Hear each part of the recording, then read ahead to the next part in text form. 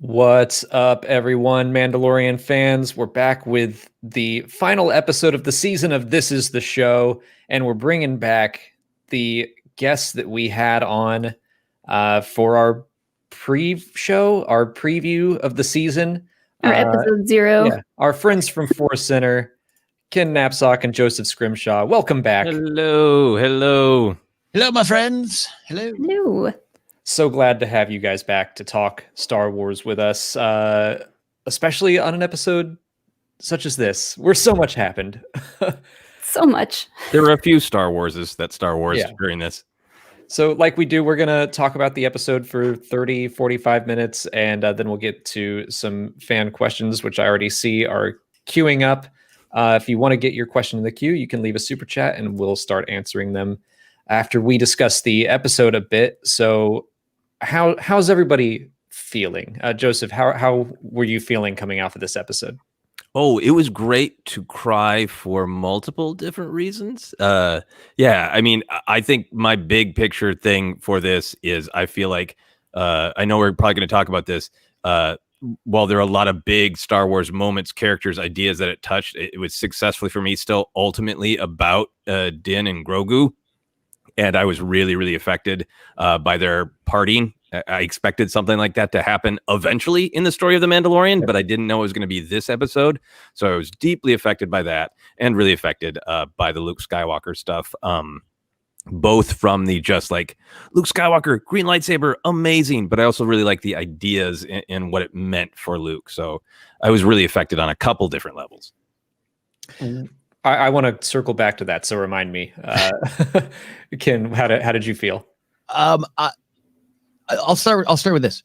I am blessed to work weekly with Joseph Scrimshaw, who is a great counselor of Star Wars.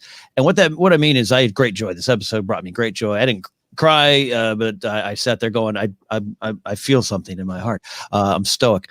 But when the episode ends, there's so much going on, and there's so much when you wake up in the morning, you're kind of sitting with it, and we'll get to the CGI angle of it. There was something I was like drawn to it, and Joseph is so good at going, let's I'm Han Solo running around going, and Joseph, who we work together, is like Luke Skywalker going, let's kind of focus in here, and it nailed what the show has been for 2 seasons, which is Grogu and Din and their story and their arc, their journey, and what they mean to each other. And that's where I really focused on and what I really loved about this episode. Yeah. Because otherwise I'd be like, I don't like Dark Trooper. I'm pounding my car like an angry car guy. And we don't want to do that. Molly, what did you think? This episode was a lot of fun. I didn't know what to expect, if we were going to see a Jedi come or not. And I was kind of shocked that it was Luke, but also not shocked at all. I was like, if they're going to bring a Jedi in, it's going to be Luke. And seeing him just mow down those troopers with the lightsaber was really cool.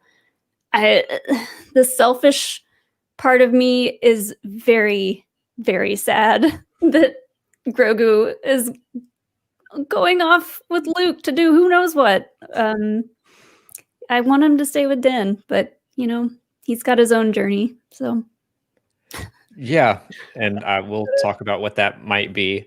I think the Jedi episode really prepared me for this one, because I was a little grumpy about not Ahsoka being in it, but more the Thrawn angle, and like, oh man, is this getting too connected with other stuff? But seeing kind of what that episode meant for the show helped me shift my attitude. If they had just dropped Luke in out of the blue, I think I would have been like, oh no.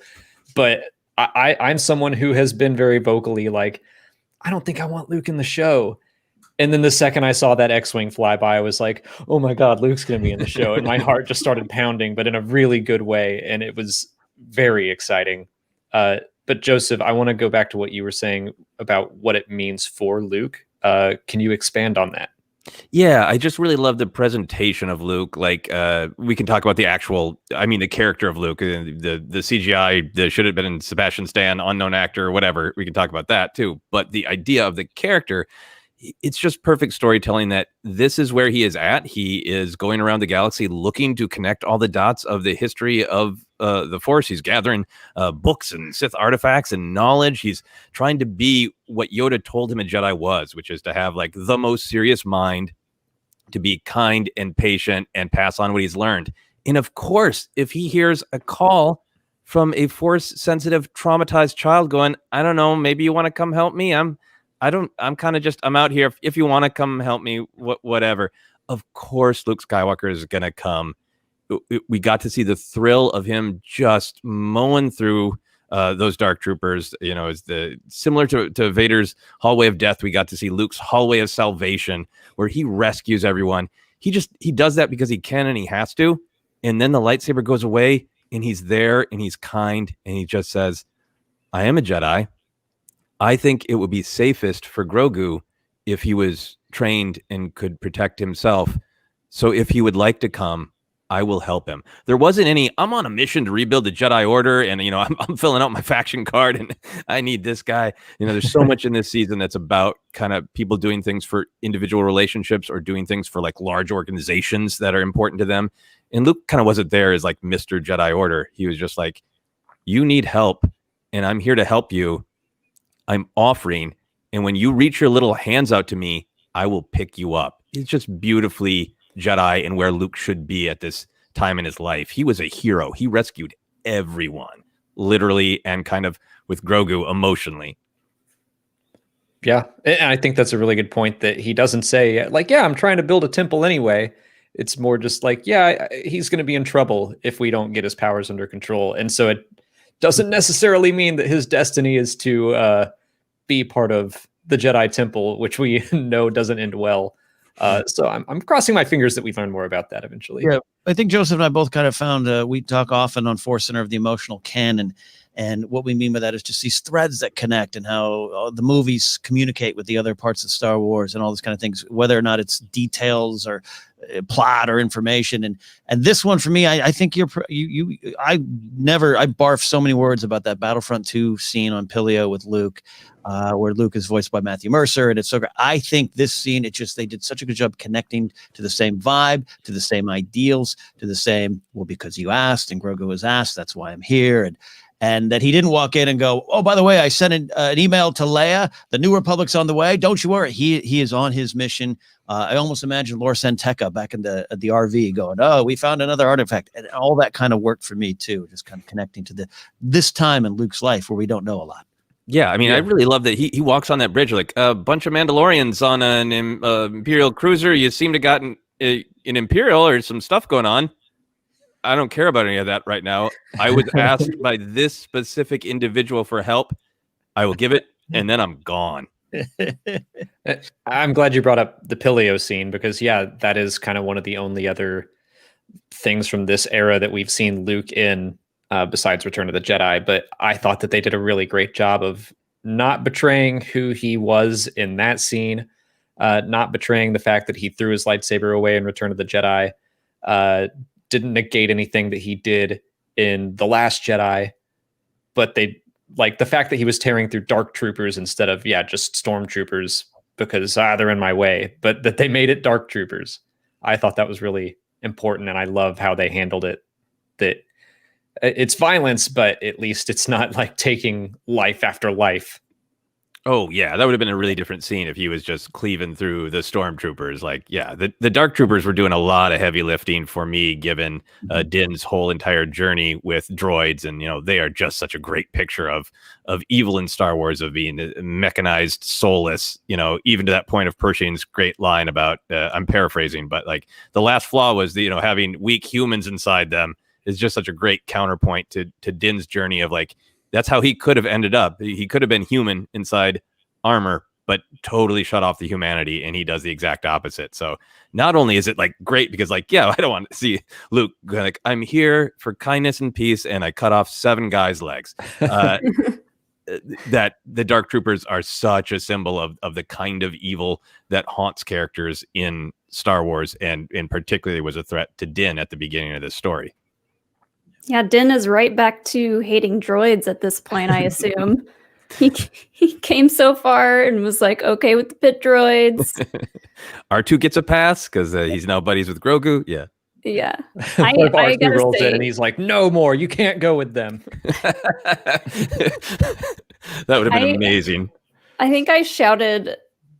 I didn't really like cry or shout or anything when I saw Luke because I was just like, oh my God, it's happening. I did audibly gasp when R2 popped out because I was like, I wasn't expecting it.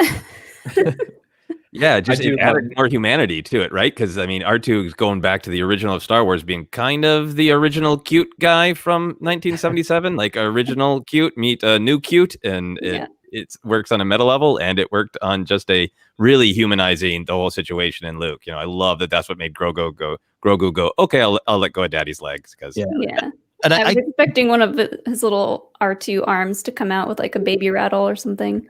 Well, Joseph and I are kind of, I mean, I don't want to speak for Joseph, but we just finished recording our episode. It's out right now, but we kind of have the headcanon of R2 has enough information and wherewithal to be like, hey, I kind of remember you. There's not a lot of yous running around the Jedi Temple. I kind of remember you when I was having a break in the kitchen. You passed through. I kind of remember you, and they kind of connected on that level. It's just silly headcanon I have.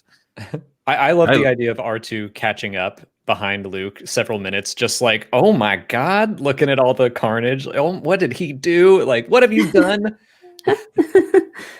Yeah, I think for R2, it's got to be like, old days, just like with your dad. I wait for you to mostly cleave apart the droids, and then I float in behind. It's a Tuesday. Yeah. Well, Ken, how did you feel about the Dark Troopers? Because we were texting a little bit about this before. We all have different points of view and perspectives on Star Wars. What makes the discussion of Star Wars so rich and vibrant and fun, especially online. I, as a lifelong Star Wars fan, all that kind of stuff, I'm not a huge EU fan. I just didn't, by mid-90s, was kind of pulling out of it. And I would pass by the toy racks in the late 90s and look at some of these figures and be like, who, a super robot droid storm? Chewie's got a headband. What's going on? And Dash Rendar's still alive. Get him out. And so I have this weird kind of aversion to it. So I'm not a huge, like, gosh, Dark Troopers. Like every video game has some new version of Stormtrooper that's 7'2" and half man, half machine, all steroids. And it's not my favorite thing. But the use of them, the menacing of them, or them menacing the characters, what Joseph's talking about, how it ties to the themes was what will always pull me in. And they did in this episode. I love what they represented. I loved what I kind of considered a Battlestar Galactica nod of going out the airlock, but the threat's not done. So yeah, I'm there with them. I just won't buy any figures of them if that's okay. I really did love the airlock moment because I was like, oh no, because I wanted to see them do a little more, and then I was like, oh yeah, they're fine, they can fly. Well, see, I was like, haha, that's what I thought about. Oh, they're back. Yeah, it was a good fake out, I think. Yeah, and I loved how punchy they were. Like, definitely they can lean a little bit towards that era in the late 90s of Star Wars. I picked up my Luke action figure, my buff Return of the Jedi action figure from the late 90s, and definitely like there's that era of, oh, wouldn't it be great to see Luke as a Jedi Master with the green lightsaber fighting just tons of big evil droids, and droids, as Ken says, that it look like they're on steroids. And I think honestly, like, you kind of got a little bit of that, but with all the heart of Star Wars too, and just the constant brutal punching really drove home. They need to make kind of this fun fantasy, but also Rock'em Sock'em robots. But it's why we keep coming back to this stuff, and why I always say you just kind of wait, take a breath, and find the joy. And what Joseph pointed out about Pershing's line made me perk up of just like, yeah. That we removed the human aspect of it, and that was the final problem. And it was like, oh, okay, that represents something different to me in this story, other than just super droids and super battle droids and stuff like that. And that's the kind of stuff I'm always looking for to engage with every week on a Star Wars show. I think this season has done such a great job of pulling in Legends elements or books from the animation, and it's never just for the sake of it. Yeah, they're doing a really great job of it. And I thought that the Dark Troopers were just going to be for the sake of it, and I was fine with that because I love Dark Forces. I was just like, ooh, live action Dark Troopers. But the fact that they did have a purpose really surprised me and made me happy. Look, I've been waiting every week for Maris Brood to show up again. I got And they had a little bit of sass to them too. Like there's that moment when Luke reaches the top of the elevator and one of them like cocks his head a little bit, like bring it on, and then they just they stand no chance. Yeah, I think they were really elevated by the sheer volume of stormtrooper slaughter this season of Mandalorian that really did get to that level of like, well, stormtroopers are kind of supposed to be frightening if they can intimidate you or if they by numbers, but to all of our badass Mandalorians and Boba Fett and Jedi and stormtroopers, come on. So the Dark Troopers worked really well to escalate to being like actually making you feel like if Luke doesn't show up, our badass Mandalorians are actually in trouble. Yeah. I think my favorite aspect of the episode was actually everything that had to do with Mandalore. Bo-Katan confronting Boba Fett, saying he's not a Mandalorian, and he's back to even like saying, "You're right, I'm not." And didn't we just cover this? But all of that, the Darksaber, and not wanting to take it. But I know you've been talking about Old Man Fett, both of you, a lot. So how did you feel about that scene? Well, I mean, with Old Man Fett, I just finally feel seen as a fan. Finally, there's never been a character in Star Wars that looks like me, right? No. But middle-aged, you hit the gym, but that doesn't quite work out, so you still try to fit into the old armor. I'm so there for that Old Man Fett. I've never been a huge Boba Fett fan, and we hear that a lot. There's a lot of people who are like, he was cool, and but after that, I didn't grow up loving him. And there's a lot of fans of Boba Fett, as there should be. This is redefined him a little bit for me, but I love where it ended up. And Joseph and I were discussing kind of in detail, and we can talk about the tag when you want to talk about it, but just that this is I loved that he's just kind of like, no, I'm Boba Fett. I'm all these things, I might be all these things, but I'm me, and I'm here, and I'm out, and I'm upset, and I still have some honor. I still have a code I follow to, but I'm going to get what's mine, and that we're going to learn more about that. I was drawn in by that. Yeah.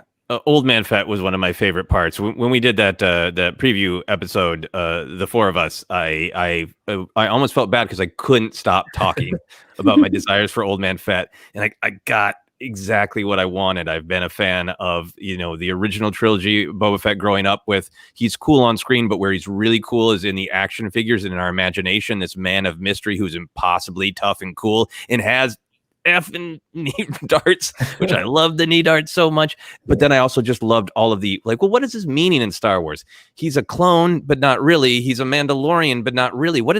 How does he feel about those labels? How does the galaxy feel about those labels? Let's bring those stories together and make a character who has some depth to them. And they've done that. There's just so many elements of his character. He's cocky. He's super violent. He's angry. He does seem to have some sort of honor. There is a little bit of mystery back to him because we don't know exactly what happened to him after he got out of the Sarlacc and if that changed him. And then with that tag, what does he actually want? Just perfect for me for taking these two, in my opinion, kind of half characters of Boba from the original trilogy era and the prequel trilogy era and marrying them into one awesome character that's going to make his previous appearances even richer when we go back and rewatch them. Right. While we're talking about him, I was going to say we could just go ahead and talk about the future, but Molly, go ahead. I was just going to say I loved his conversation with Bo-Katan and their little jabs at each other. He's like, I never said I was a Mandalorian. This is my dad's armor, and she's like, "You mean your donor?" Yeah. And then he calls her princess. It's so perfect. Yeah, I love her line about I've heard your voice 1,000 times. I thought that was pure poetry. I love that. Yeah, and then maybe it'll be the last. The great badass line. So cool. I love how gets to do her wrestling move. Yeah, and it's like, ooh. Like they just can't get along. Like all these people want the same thing, but they want it in different ways. And they're like, well, you're not a Mandalorian, and you're not a Mandalorian, and I'm a Mandalorian, and like they can't agree on the way. And I really like this idea that maybe from now on the show will be about Mandalorians like finally uniting to retake their homeworld. Yeah, I think that's one of you were saying liking the Darksaber stuff with Din. I think that is one of the greatest parts of this episode too. Of the relationship between Grogu and Din feels like this chapter is complete. Maybe there'll be more, but I love the way that the door kind of closes abruptly it doesn't feel, it feels like Din is not entirely like, I'm at peace. No, he's got tears in his eyes. He's got no child, no ship. He walked away from his creed, from his cult version of being a Mandalorian. The only thing he has is some renewed humanity and a darksaber and a position of alleged leadership for all of Mandalore that he has no interest in. That's just so compelling to have him, this show be called The Mandalorian and have all of us fans go through each week now, like, okay, what makes you a Mandalorian? According to this person, it's this. What about Olmec? What about Jango? What about, and realize that's the story of the show, is nobody's sure what the Mandalorian people are. And here's a guy who's really confused holding that saber that's supposed to be like, you decide for us, you lead us. I don't want it. No one will take it. The dark saber is hot potato is really kind of fascinating. Yeah. Oh, it's very like mythological. Just like, I don't want this power. I didn't ask for it, but now I have it. Like, that was what got the biggest gasp from me when he disarmed Gideon. I just went, oh no. It's like, and then it cuts to Bo-Katan and I was like, oh no. But yeah. I love that. Yeah, well, I mean, we love that quote from Gideon, right? The darksaber doesn't have power; the story does, and that's part of what's going on here. And as far as the Mandalorian, Jared, like this show works best for me. When it is Lone Wolf and Cub, it is quiet tone poems. Chapter 2 and last week with all the Bill Burr stuff. Those are probably my 2 favorite episodes. I like Chapter 10. But that's just me. But that might be gone forever. But this arc, I feel released from it. Oh, maybe eventually Mandalorian himself, Din, will feel released. He grew, he changed. They rescued each other. That's what we kind of feel this episode was about. And now the path forward is completely open, and he's got to figure stuff out. Does he go confront the armorer? What did you raise me in Shyamalan's The Village? Like, what did you do? Or maybe she's an ally. And even Bo-Katan being challenged. Remember Bill Burr last week, Miggs Mayfield saying, like, y'all have your codes until it serves you, until the stress of the I'm paraphrasing, but just, you change when you need to. And like, she was challenged this week in what she believes, even go back to Rebels. So I love that stuff going forward. I think what you're all saying here is right about the path forward with Mandalorian Din Djarin himself is wide open, and that's interesting to me. Yeah. And it's taking away his cause for being better. I mean, the child is what made him be more than just a bounty hunter. He got his honor back. So yeah, what does he do? Does he become a bounty hunter again? I hope not. But like, he might be floundering. He might be floundering without the child now, and maybe he slips back into some darkness and struggles to get back out. I think that's what's so cool about this season is, like, as fans, we get to nerd out because we saw these people, but what they mean to Din Djarin's journey is he gets all these examples from Ahsoka, from Boba Fett, from Bo-Katan about how to have this relationship with your own individual honor and journey with your sort of allegiance to this larger organization or idea. And he's kind of always gone through life of like, armor, tell me the things to do. Tell me the way, and then I will just do the way. And now he's like, I have to come up with the way for myself generally. And also I've got this sword that tells me I've got to come up with the way for everybody. That's a great wide open place for this character to be. Yeah, it's beautiful storytelling going forward if they want. And I believe it or not, I oddly enough might be okay if, like, we never get a story with him again. We won't. But just like if it changes, but it's like I feel calm. I feel we keep saying he kind of got centered. This season he was off his footing a little bit, right? Even chasing down the hallway with the other Mandos when they're on their mission, and I could take my mask off. I can't. I was raised in there's Jedi, about it. He's off his game a lot during this season, and he ends this one more centered for me and heartbroken, but maybe stronger going forward. And that's just interesting Star Wars storytelling to me. That's what I want to see Din Djarin next. Is I kept in a fun way yelling at the screen, read a book, Mando. I loved how much he just did not know galactic history at all, because the way he was raised, that we, the audience, are way ahead of this character. And that'd be great if we just open and he's on some library planet just reading up on actual galactic history. Like, now, who are the Jedi? What did happen? What is this? Who did I just give my kid to? Yeah. I thought you could only learn things through songs of eons past, but I guess you can read. Cool. I keep calling this like graduation day or Din Djarin empty nest syndrome. Like his child has graduated high school and gone to college, and it's like now you're left with yourself, and it's a new you. And what does that mean? And that could be really interesting going forward as he ties into the bigger things. Joseph, you had pointed out like, and a lot of people said like this is a side character in the main spotlight with this show. All these things are thrown at him, and he's just like, I'm here for the kid. I'm here for the kid. But now the kid's gone. What are you without that now? And that's just great stuff. Yeah, this episode built to that really, really well, where it really was like the future of the Empire, maybe building towards the First Order, Final Order. Maybe, we don't know. The possible rebuilding of the Jedi from Luke's perspective. We don't know. The fate of Mandalore. All these huge things. And he's literally says, in the episode, paraphrasing, just like, I only care about the child. It really is like this. The actual events are sort of similar to our discussion as fans of like, are we invested in this straight line story of Din and Grogu, or are we distracted by these big galactic events? And I like that Din, this episode is like, I've looked around and I've decided I don't care about any of that. I yield. Take the damn saber. I just care about the kid. This episode, in a lot of ways, made me think of The Last Jedi in that, I was just not ready to say goodbye to Grogu. And I wasn't ready to say goodbye to Luke Skywalker. But B, it's also like, oh, we could go anywhere and do anything. And that is really exciting. Yeah. And I have found the Mandalorian stuff to be the most compelling, I think, for both seasons. So I'm excited that they're going to maybe dive into that more. Oh, the lore and everything. Can I ask both of you? Your trade is explaining and knowledge and canon, and it is a ping pong effect of 1 week Boba Fett's like, yeah, I'm Mandalorian. Next week he's like, I never said that. And even Bo-Katan, it's not retconning or changing, but it's just like the next chapter or the unfolding of the story of the Darksaber, where she's like, yeah, it was given to me, it's handed to me under different circumstances.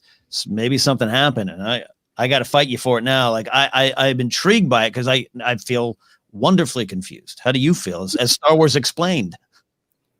I was saying this to Alex earlier. Like this show is so different from anything that we've experienced in Star Wars. I'm also very confused about a lot of stuff, but I'm so happy about being confused about it. Like I'm open to it. I'm open to things changing and not really knowing how to explain certain things. I feel like Filoni and Favreau know what they're doing, and the big stuff that needs to be explained hopefully will be touched on at some point. But I don't know. It's not gonna keep me up at night if I don't find out certain things. I don't know about Alex. Yeah, no, I love having stuff like that where I said exactly that. He was like, here, take the Darksaber. And she was like, no, I can't. And I was like, you did it. You did it years ago. But that immediately I'm like, but why won't she now? Because I 100% believe that Filoni remembers what he did. He knows this. He's got a reason. It's the same thing as season 1 where we're like, why aren't they taking their helmets off? This is new. What's they're ignoring canon or whatever. Like, no, just wait a little bit, because in season 2, they're going to give you the best answer that drives his character forward. Like I know that there's a reason that Bo-Katan won't just take it now, and we'll probably find out why. And that excites me. My headcanon is just kind of pulling off of this episode is Bo-Katan became even more interesting. I really have always liked her. I really liked her appearance in this season of The Mandalorian. But that first episode, she's like, it ended up being very close to what I kind of hoped of. He meets a real Mandalorian. It won't take his helmet off, and they're like, fanatic, weirdo. Yep.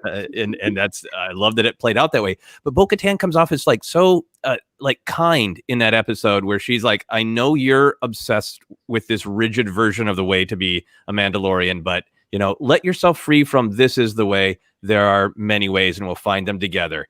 That's not the mood she's in this episode. It's they have totally flipped, and that just speaks to me of like, I wonder for my headcanon if she feels like I kind of knew I shouldn't just take it from Sabine, but everybody was behind me, and I tried to take it as a tribute to my sister, and then everything fell apart, and she's got some like emotional baggage of like, I can't everything will fall apart and horrors will befall us unless I do it the right way. Yeah. Unless I take it through a battle. And she's even got that line earlier. If we'd shown half this spine to the Empire, we'd still have our planet, which speaks to, this specific kind of trauma of it's tried to honor my sister and all that, but we should fight. And I need to fight someone for that Darksaber. And I need to take it because we need to fight. It's great. I mean, I think this whole show and this whole season has done a great job of Star Wars explained from a certain point of view and really reminding us that we are hearing characters' perspectives. And we do get that in movies, but a lot of times we hear from a reliable source, or a reliable source will, iron it out for us and say, well, I said this because of this, but it's really this. And this show is just honestly like a bunch of different people have different opinions on what makes you a Mandalorian, and we're hearing them all. And that's it.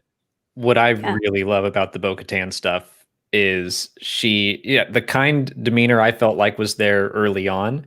And I think a lot of that was coming from I'm the leader of Mandalore, and I'm going to lead us to safety, and I'm going to retake our homeworld.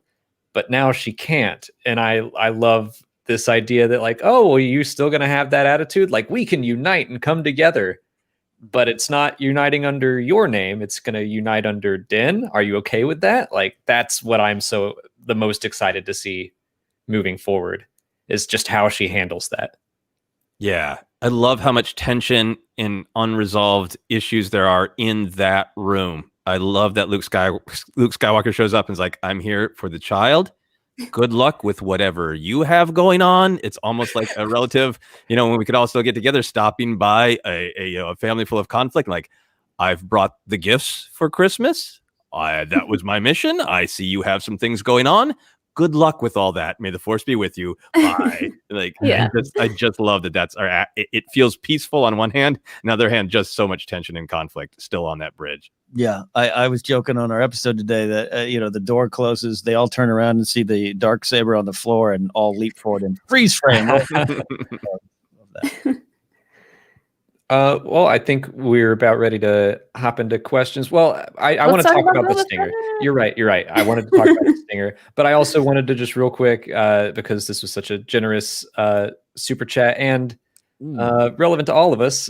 Soldado Dragos, thanks so much.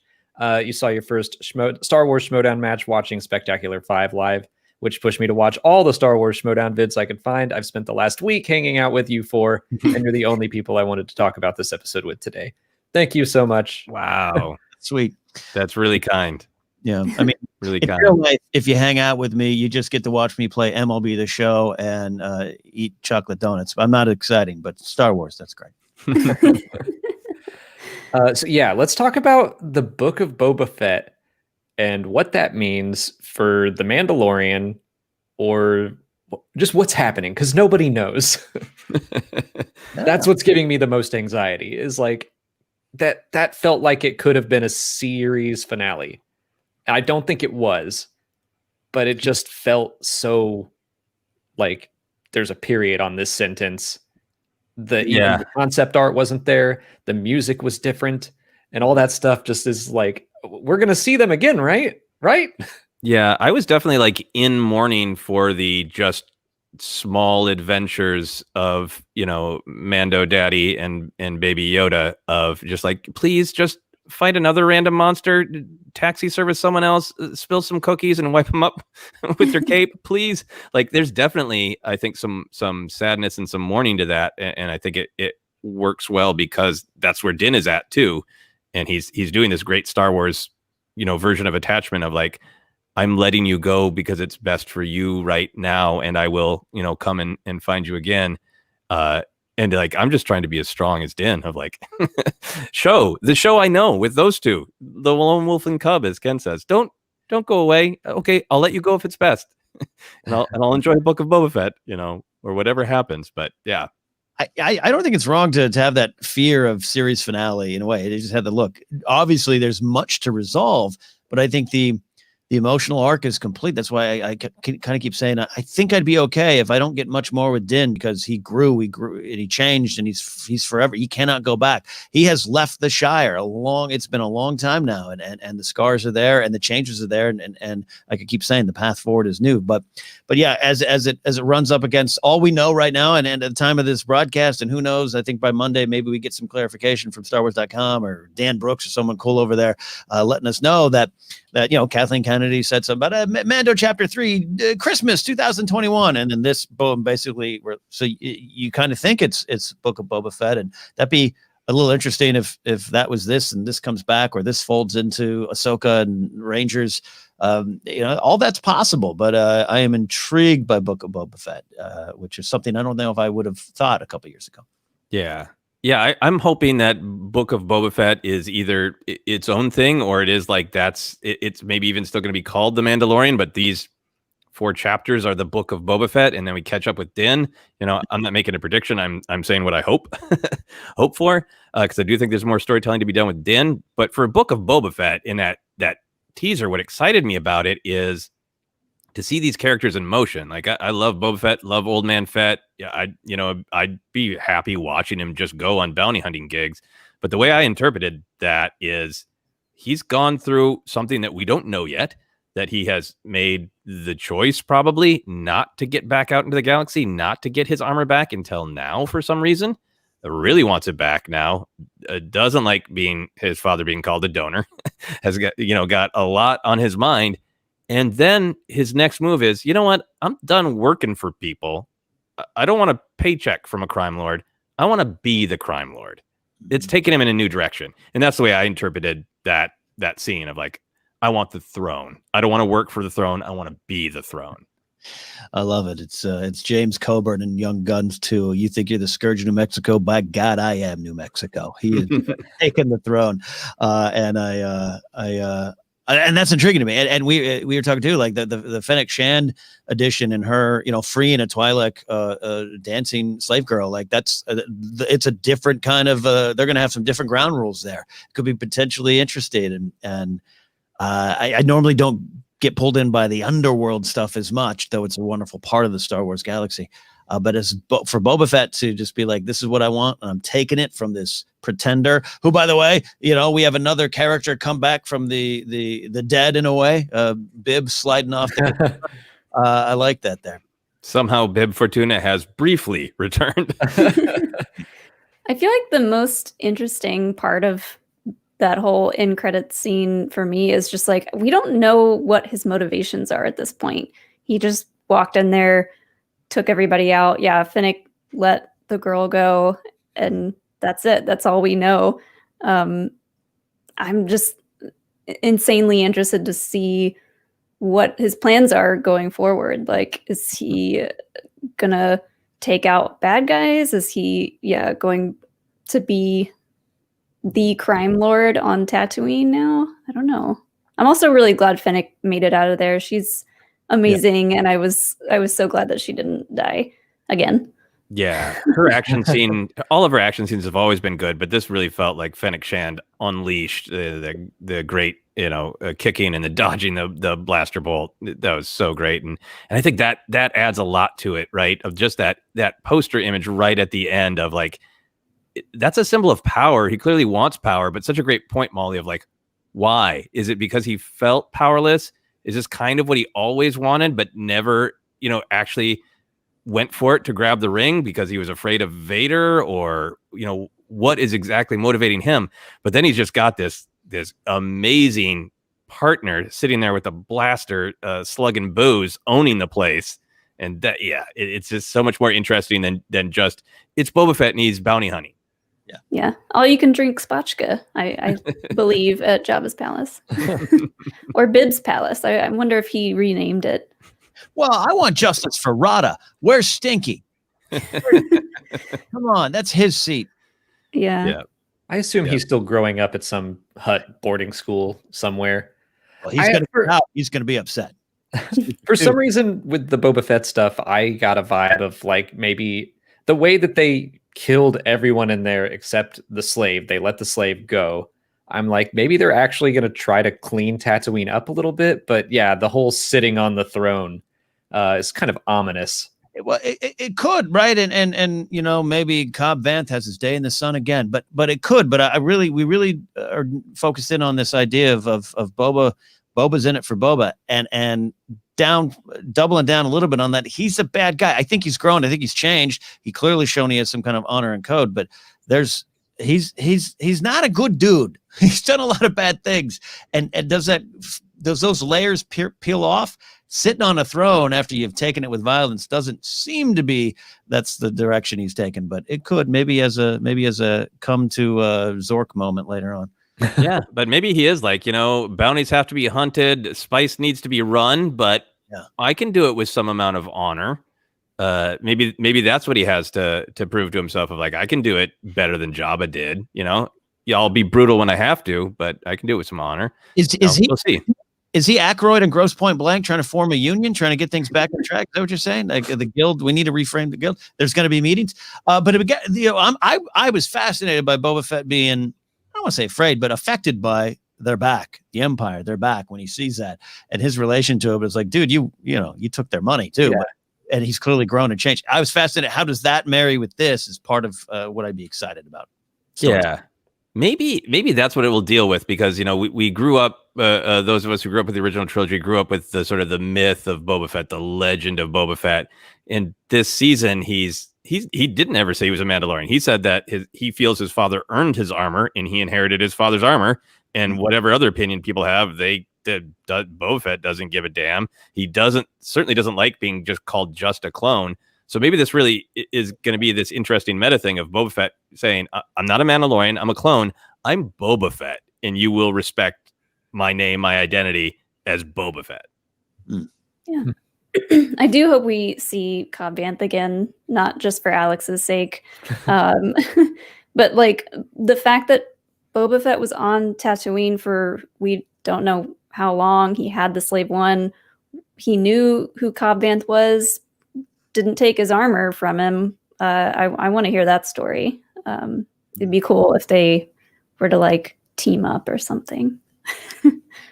Yeah, I could definitely see some, like, he is moving forward, but we also get to see some flashbacks and understand, what his life post Sarlacc was.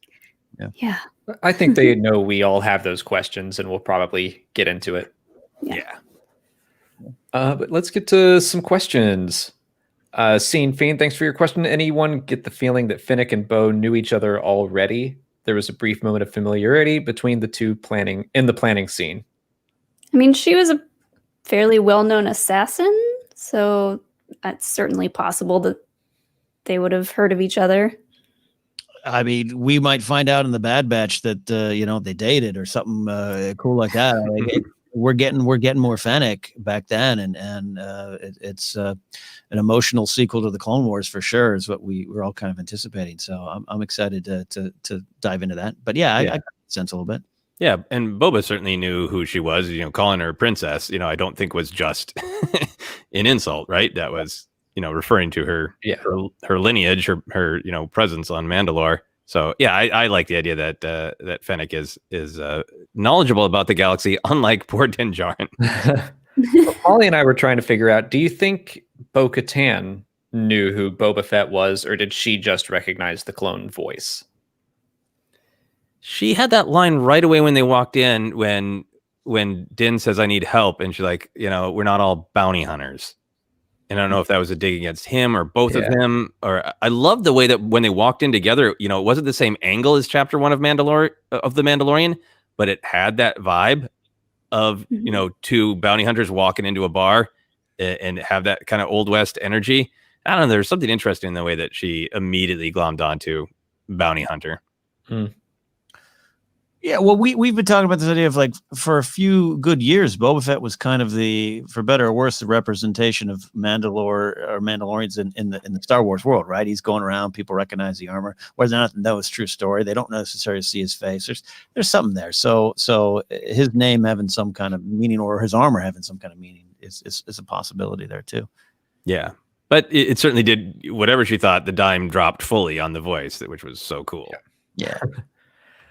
Veronica Soroka, thanks for your question. Hello from Russia. Everyone noticed that Mando said almost the same things Shmi and Annie said when they were saying goodbye. I did. Yeah, don't be afraid. Mm-hmm. Yeah, we get Joseph will jump in here for sure. We've been talking about the themes of attachment and how that's one of the probably most important issues to deal with in Star Wars, and a question Star Wars keeps asking us to all kind of think about and ruminate on. And I absolutely think it was similar. Yeah, I really, really loved it because I think it would be present regardless. But the fact that in this television show, Ahsoka brought up the dark side of attachment, and the fear of not being able to let go, therefore leading to dark things. And there's so much in this scene that was very much, Shmi trying to center things and saying, Anakin, this choice is before you. It's okay to let me go, to move on, to do what you need to do. And I feel like this was, in some ways, it was a great evolution of all of the back and forth about when attachment can be a weakness that will lead you to fear and selfish possessive love, and when attachment can be a strength because it leads to compassion and selfless love and helping one another. And there's this great balance where Din did have some of the absolute wisdom of Shmi of, it's okay, I need to let you go and I need to let you make your choice of what's going to be best for you. But he also included, in a direct kind of not that he knows Shmi, he doesn't know anything. Shmi, Anakin has that sort of fearful, will I ever see you again? What does your heart tell you? It is a really fun line to discuss. But I like just how much Din is like, I think it's probably best for you. You should go. I'm going to see you again. I promise. It was like, I let you go, but don't ever doubt that I love you, and don't ever doubt that I want to be with you, and I will find you again. But right now, it's not, I think one of the great things in the prequels is that Yoda has good advice, but it's kind of the coldest, most detached version of it, of just let go, don't even mourn. Like, philosophically, I get where Yoda is coming from, but it doesn't have that warmth that sometimes we need. And this was just like Din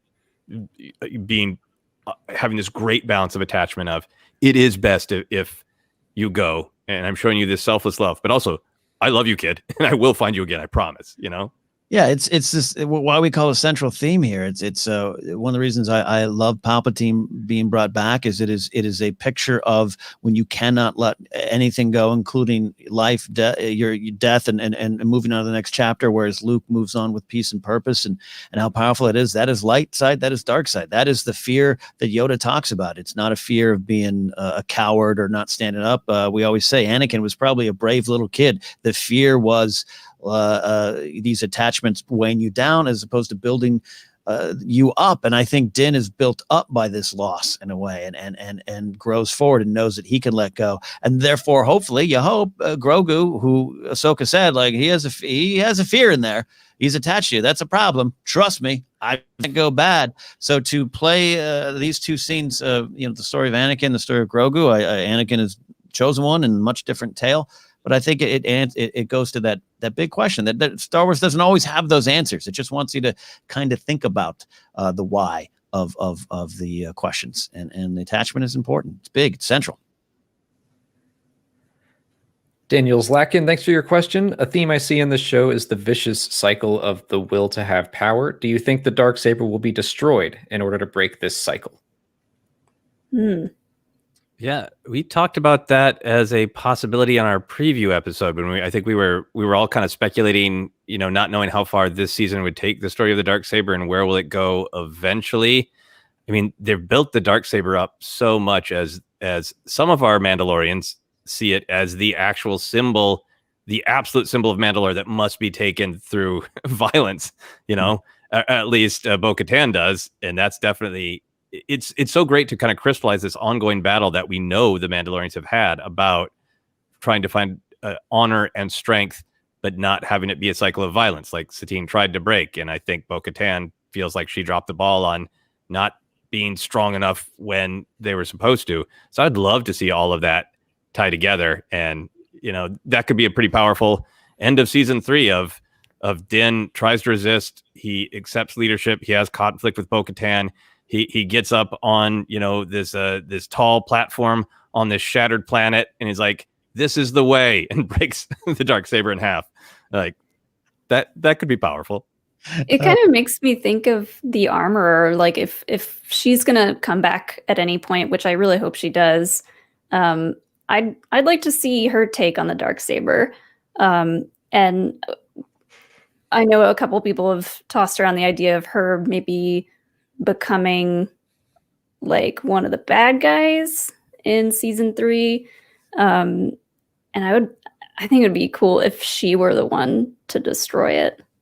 I think that's really, really great. I think that's a really great point. It seems like her beliefs are very much, let's go back to the ancient ways. Let's even talk about everything as though it is ancient and only handed down through songs of eons past. And she might really be like, well, this kid was a foundling, but Jedi and their weapons are not the way. And we cannot let, their weapon symbolize us. That would be really interesting, especially for somebody who's like, my name is the Armor. I literally make Mandalorian weapons. What's this Jedi BS? The great little dictionary from eons beyond. Yeah, look, the Darksaber represents it could represent power. It could also represent uniting people, which is what Sabine kind of talks about in the Trials of the Darksaber stuff. And it's all about what you want to do with that weapon. It's the story behind it. The saber has no power. Power resides where men believe it resides, right? So I like that idea. Destroying it. I wouldn't mind if that's the route they went, destroying the saber, but I don't see the Darksaber as the problem. I more see the people who want it as the problem. So burn them all. Real quick, this one popped up and I can't stop laughing in my head that Caleb knows that Grogu is still alive, or else Rey would have heard him at the end of Rise of Skywalker. And I just have this vision in my head of like all the Jedi saying stuff to her and then just like blah blah blah, like baby. What? Like, what? I so want to get an audio expert to absolutely deep dive into that sound and just hear if there's any. I loved his little babbling this season. He was so much more talkative. My favorite was when he just had those weird little like baby infant breaths of just like exertion from climbing somewhere. And he's just like, and, like if that little noise was buried in all this great advice that Rey got, and just Grogu going like, wah, wah, wah. Ate too many cookies. Blah. Elijah Neal, thanks for your question. I've been a Star Wars fan for practically my entire life, and I don't think I've ever been more excited for the future of the franchise. 10 new upcoming shows, 2 movies. It's going to be great. Yeah. Great time to be a Star Wars fan. On board. Yeah. I think there was a question, going into this season of, is this still the Mandalorian show? And I think this season did set up all these other shows, but hearing these actual shows announced going, all right, we're going to search for Thrawn over here. All right, we're going to have the New Republic tussle with the remnants of the Empire over here. These are all, I'm speculating, hopefully responsibly, but it feels like they have shows to deal with big threads, which makes it feel like Mandalorian can be Mandalorian, which makes me really excited. Yeah, that was, I would not have had the reservations I did about the Jedi episode if I had known for sure, like, there's an Ahsoka show coming and it's fine. Like, we're not going to take over what the Mandalorian is doing. Yeah, no, excited, man. A lot of stuff. The Acolytes become kind of one that I'm just really kind of a sleeper pick, more and more interested in hearing Leslie Headland's takes on her Star Wars fandom and what she celebrates in Star Wars, which is, she just recently said in a quote, is everything. There is no, what is the quote, Joseph? We just read it on the show today. There is no favorite Star Wars. There just is Star Wars. So yeah, it's just a thing that exists out in the galaxy, and we pop in from time to time. I'm paraphrasing what she said, but yeah, I'm super excited for the Acolyte because I'm really rewarded by things connecting and meeting old friends and having new friends meet old friends. But the Acolyte, I know it happens at the end of the High Republic era, so maybe it'll be book characters or whatever. Maybe not. But I think right now it's the one that's probably going to feel the closest to the beginning of the Mandalorian, where it's just like, new characters, kind of new time line. Just enjoy this for what it is. Agreed. That's I'm anything where I'm like, I don't know what this is about. That tends to get my excitement the most, I think. Yeah, the Acolyte being about dark side stuff, also it's a mystery thriller that's hitting all the check boxes for me. Very intrigued. Scratching itches. Taylor Helton, thanks for the question. Thanks for all the great entertainment. It's amazing how much work you do. Thanks. Do you think Mando goes an entire season without seeing Grogu again? Molly, place your bets. I can't. I don't know. That's gonna be sitting in my head for a long time. Like, where's Luke taking Grogu? What are they gonna do? How long are they gonna be gone? I have to imagine that, yeah, Din and Grogu will see each other again, but will that be in season 3? I don't know. I hope so. I don't want to wait years and years before I see him again and he won't recognize me. Heartbreaking. Yeah, I kind of think that my instinct is maybe one episode in season 3. You never know, but it would be really interesting. I think the Lone Wolf and Cub, Mando and Baby Yoda, I think it this really strikes a blow, I think, against people who think Star Wars is about merchandising. Because like, hey, that shocked me the most, I think. Right? They're like, how you've printed his face on everything? He's out of the show. His stuff's taken care of. Don't worry about it. Like, and we blew up the Razor Crest. I know. I bought that HasLab thing. And at the time when I bought it, it was like, hey, it's my dudes. It's Mando and Baby Yoda in Razor Crest having adventures. And now it's going to be like in memoriam for the brief time we were all together. You're just holding onto your Din action figure like, please don't leave. You were supposed to make him a new pram. Yeah, it would be really interesting to see Din going off on his adventures, dealing with the Mandalore stuff, dealing with who he wants to be, Unchained, all the things that we've talked about. And if he got into that place where we've seen him be again and again, is like, I got a problem and I gotta land somewhere and get help from an old buddy. And he's like, just bounces down to wherever Luke is and like, just sees Luke or Grogu for help. And it's like a 1-2 episode thing. Yeah. And the huge emotional pull of kind of want to be together, kind of not the right time. Yeah, I don't want to break your heart, Molly. It's just a wild prediction. Unless Luke is like, it's similar to Harry Potter and you get to go home to see the Muggles for summer or whatever it is. And then you hang around with me. I could see them doing a Bran in season 5 Game of Thrones thing where we're going to go, the training's happening. Don't worry about it. Maybe he returns different. I know he wouldn't be necessarily much older. I don't see the show doing a time jump. And we were joking today, Joseph and I, was like, does 50 to 51, do you see some drastic changes? Is it like 6th grade? They hit puberty hard. Yeah, now you're growing the mustache suddenly, the wispy mustache. Is that what's going on now? But no, that idea of just like in story, like if you just felt like if Luke's, if unless you're going to get a lot of time with Luke and Grogu, I don't think we see it. And then his impact, if he returns, will be 10 times. David Cornett, thanks for your question. People are worried Grogu will die and Ben Solo's fall at Luke's temple. Isn't this the same as the thoughts about Ahsoka in Order 66? It is exactly the same, yes. Yeah. And if I might add, also Ezra and Kanan at the beginning of Rebels. It's every second of playing Jedi Fallen Order of when's the axe coming for Sarah Junda and our main character. This is the Cal Kestis. This is the glory and the tragedy of telling stories about Force users, right? In these eras. Mm-hmm. All I want is just a little assurance. I just want to know that he's okay. It doesn't have to be tomorrow. It doesn't have to be next season. Just at some point, let me know that he's fine. This is the thing that makes me think, if there is kind of like a 5-season plan for the Mandalorian and maybe it had a little bit of we're going to start these spin-offs in season 2, and now we're going to zero back in on the Mandalorian.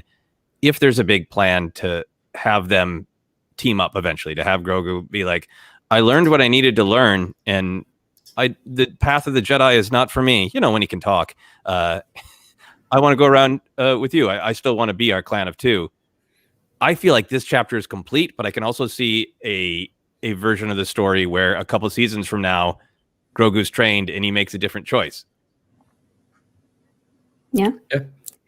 Maybe there's a little bit of the Santa Claus situation, and whenever Din holds the ball, because he still has that ball, and I thought he was going to give it to Grogu, but he kept it so that he can remember Grogu, have something to remember. Maybe if he shakes the ball, Grogu will just magically appear. That's no, what should have happened. This is what should have happened. He should have held the ball up, given it to Grogu. Grogu gets all the way to the door and then floats it back to Din as we all cry. That's rough. Like, okay, so really devastating, but I do like that he that hurt. left it like when you're dating someone and want an excuse to come back to their apartment. Just like, I'm going to leave this with me. That hurt. I feel like I can't remember if Din ever was seen with his necklace back on. He gave the necklace to Grogu at the end of season 1 and was like, why don't you hold on to this for a while? So I feel like Grogu has the necklace, Din has the ball. They each have a little thing to remember each other by. That's fair. I like that. Yeah. I know I want to see a scene of Din, sadly mime screwing the ball back onto the handle that no longer exists. God. Thank Christian Hardesty, because it's another very insanely generous. Thank you. Came in late from work. Not sure if you discussed this yet. Did the end credit scene with the Book of Boba Fett coming December 2021 mean that the Mandalorian will now focus on Boba for a while, or is that a separate show? And also, our very next question from Cosmo Nurse, thank you, is the Book of Boba Fett's the 3rd season of The Mandalorian? What do you Star Wars Explained? Yeah. Alex, Molly, what do you think? I think it's not. I think we might be taking like a break. Like the Mandalorian might be on a bit of a hiatus. The December show, Boba Fett, might be like, we were kind of talking about it like interludes. So we have these, the Mandalorian seasons 1 and 2 are chapters. And then we're going to have a little Boba Fett interlude here. And then maybe we'll get a couple more seasons of The Mandalorian, and then we'll get like a Bo-Katan interlude. Maybe they'll even jump back to Tar Vizsla. Like they could do a bunch of different Mandalorian characters in between some of these seasons, like maybe as each era ends. So here was the Grogu part of the story, and then the next one's going to be about the retaking Mandalore, and then the next one we'll get Bo-Katan interlude, and then we'll get another arc. Yeah, we talked about this a little bit earlier. Oh, Molly, I can't hear you. Oh, wait, did my headphones die? Your headphones. I said maybe we could be looking at kind of a Battlestar Galactica situation where it started with this mini-series that was a couple hours long, and maybe that's like the Book of Boba Fett is the start of season 3. That would be cool. Yeah, I could see that. I think there is something in the title of the Book of Boba Fett. It really does speak to these seasons being referred to as chapters and them not resetting in the next season. I think you're both really onto something there. Of it has an interlude vibe. Yeah, I keep saying, and this is a complete joke. I'm joking around, but I say that those rumors of Mangold directing an episode of Mandalorian, maybe there were some wires crossed, and they were finally like, you know what, do the movie we were going to do with you that you were rumored. You just go ahead and give us 4 parts on Disney Plus. I started playing around with that idea. Completely joking. I don't have any sources. I don't do that stuff anymore since I was released from my other job. So I don't know. Completely just watching as a fan. But it has that vibe of contained. I don't know how long you could stretch out Boba Fett just running an underworld. I mean, perhaps you could, but it has that kind of contained vibe. And a good, Molly, great reference to some of the stuff they did with Battlestar of, the little mini, the one that launched season 2 even, right, was separate as well. So, but contained in. Yeah, I definitely agree with the thought of like, if they were going to do a movie years ago, maybe they're taking that same idea and they'll make a little mini series out of what they were planning to make a movie out of. I think that would be cool. Yeah, I'm on board with that. Real quick, just we've about an hour in, so I wanted to give you guys an out if you needed it. If not, we can keep on going. But either way, why don't you go ahead and plug all your stuff? We're an hour in. Yeah, go for it, Ken. Yeah, absolutely. So Joseph and I, along with Jennifer Landa, comprise the ForceCenter Podcast feed. Bunch of series to show. We have a YouTube channel, but we're mostly podcast.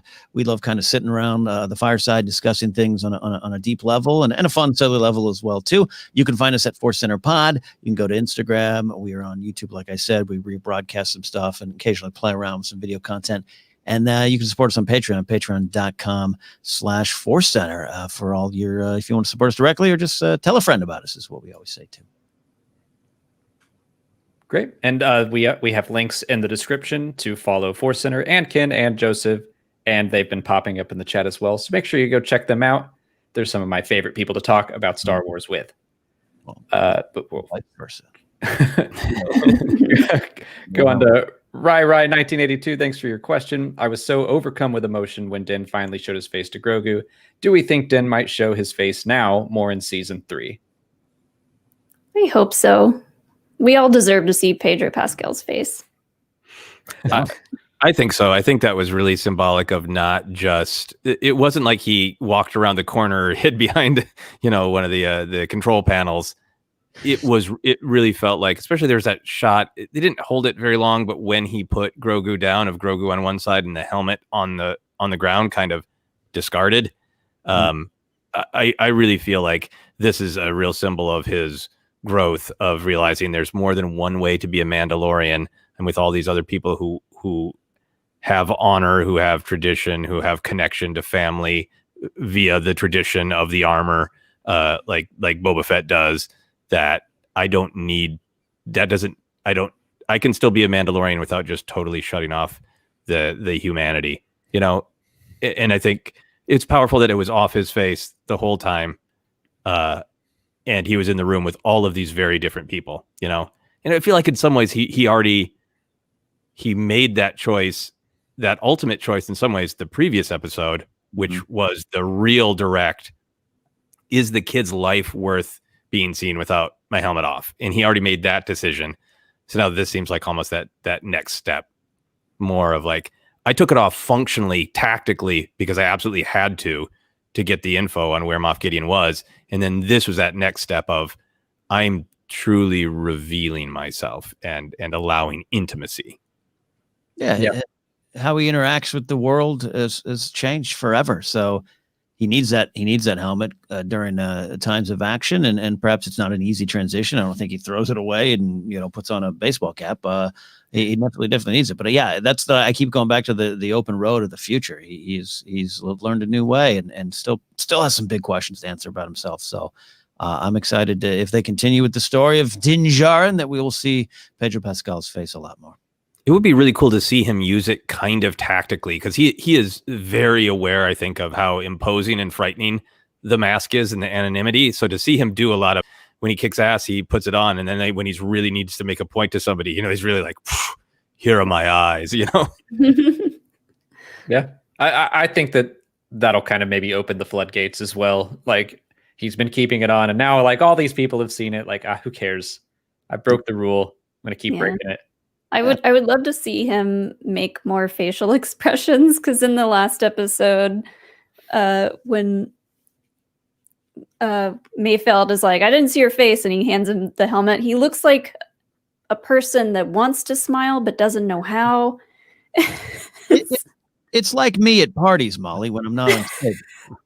Look, he just doesn't know how to interact, right? I mean, a lot of stuff's been pointed out about Pedro's decisions to turn with his body and everything, because he's so used to helmet, and I love that kind of stuff. So yeah, just being able to be with yourself it's an important thing, and that's part of this journey and what he's gone on. And so I don't think you're wrong at all, where he just kind of doesn't know what to do. I think that's one of the great things about this character is we meet him and he looks so competent. He's such a badass. He knows everything that's going on, but we realize we're only seeing him in this little window of, he knows how to be a bounty hunter. He knows how to be a Mandalorian in this way. But like, I kind of joked earlier in this season that he doesn't say hello. He says, I've been quested to return this child to its people, and there's this really relatable awkwardness about him. It's not his fault. It's the way he was raised. He kind of doesn't know how to small talk. He's just sort of like, do you have a mission? For what? I'll trade you for what? Yeah. How do you talk about weather? How do you look people in the eye without visor? I don't like. There's a real charm to be had there of him learning how to be a little bit more like human on a real functional level. Yeah. Yeah. There's going to be an entire episode next year of him learning to tell a joke. Just can't get it right. That's a season runner, I think. Yeah. He finally gets a laugh at the end. Yeah. Olivia Perino, thanks for the question. I feel like Luke could have spent a few more minutes talking to them. Didn't even get the man's name. That's fair. How do I find my son again? Who are you? Bye. I mean, this whole time he's just been like, I gotta find a Jedi to give you to them. And he found Ahsoka, and she was like, no, thanks. Take him to this place, and maybe one will come to you guys. And one did. And he's like, well, here you go, I guess. Luke is probably like, they know who I am. But little does he know that Din knows nothing. Nope. That's why I need my man Carson Teva to show up and just leave his calling card around and back. Can I say that when the X-Wing showed up, for a split second, I was like, Carson's here. And Yeah, no, Cheers. You're not alone. Yeah, you're not alone. And I have been badgering our ForceCenter listeners over the head with I have just been, I love this series, but I'm not a canon junkie in the sense of like I always need answers every second. I love the questions, but after a while, like you got a guy calling himself a Moff, you got stormtroopers, you got dark troopers, you got, I know people don't know that, but you got a Star Destroyer, you got bases. At some point, Leia, Mon Mothma, and Akbar and anyone else in charge gets a file across their desk of there's something going on. And I've been saying that for a while. So when Carson Teva shows up, and then when Carson Teva actually says, there's something going on out here, I'm like, that's me. That's my guy, and I want more of Carson because I keep saying I wanted the Monty Python and the Holy Grail ending, where this season ends with the New Republic showing up and shutting the cameras down, like when the police bobbies show up and shut down the Holy Grail. I really did want that. So, but hey, we got Luke. Luke's okay. Luke will be. Yeah, I think Carson will be in that Rangers show. I really want him to be. Hopefully.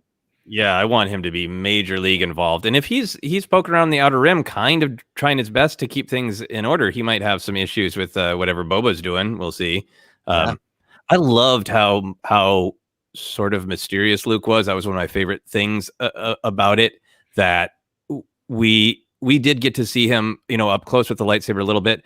But for the most part, we kind of saw him through the eyes of people who are like, we've heard of Jedi. It's like Bo-Katan knows Jedi, right? But like they're literally watching him on the screen. They're up on the bridge watching Star Wars, and we as fans are always like, how can people not know all these details about Luke Skywalker or blah blah blah? And like that was like a perfect picture of the way people in the galaxy see Jedi. Like I don't know, he showed up, he slaughtered droids, he took a baby, he didn't speak to any of us or look at any of us or ask anything about what was going on with any of us, and he left.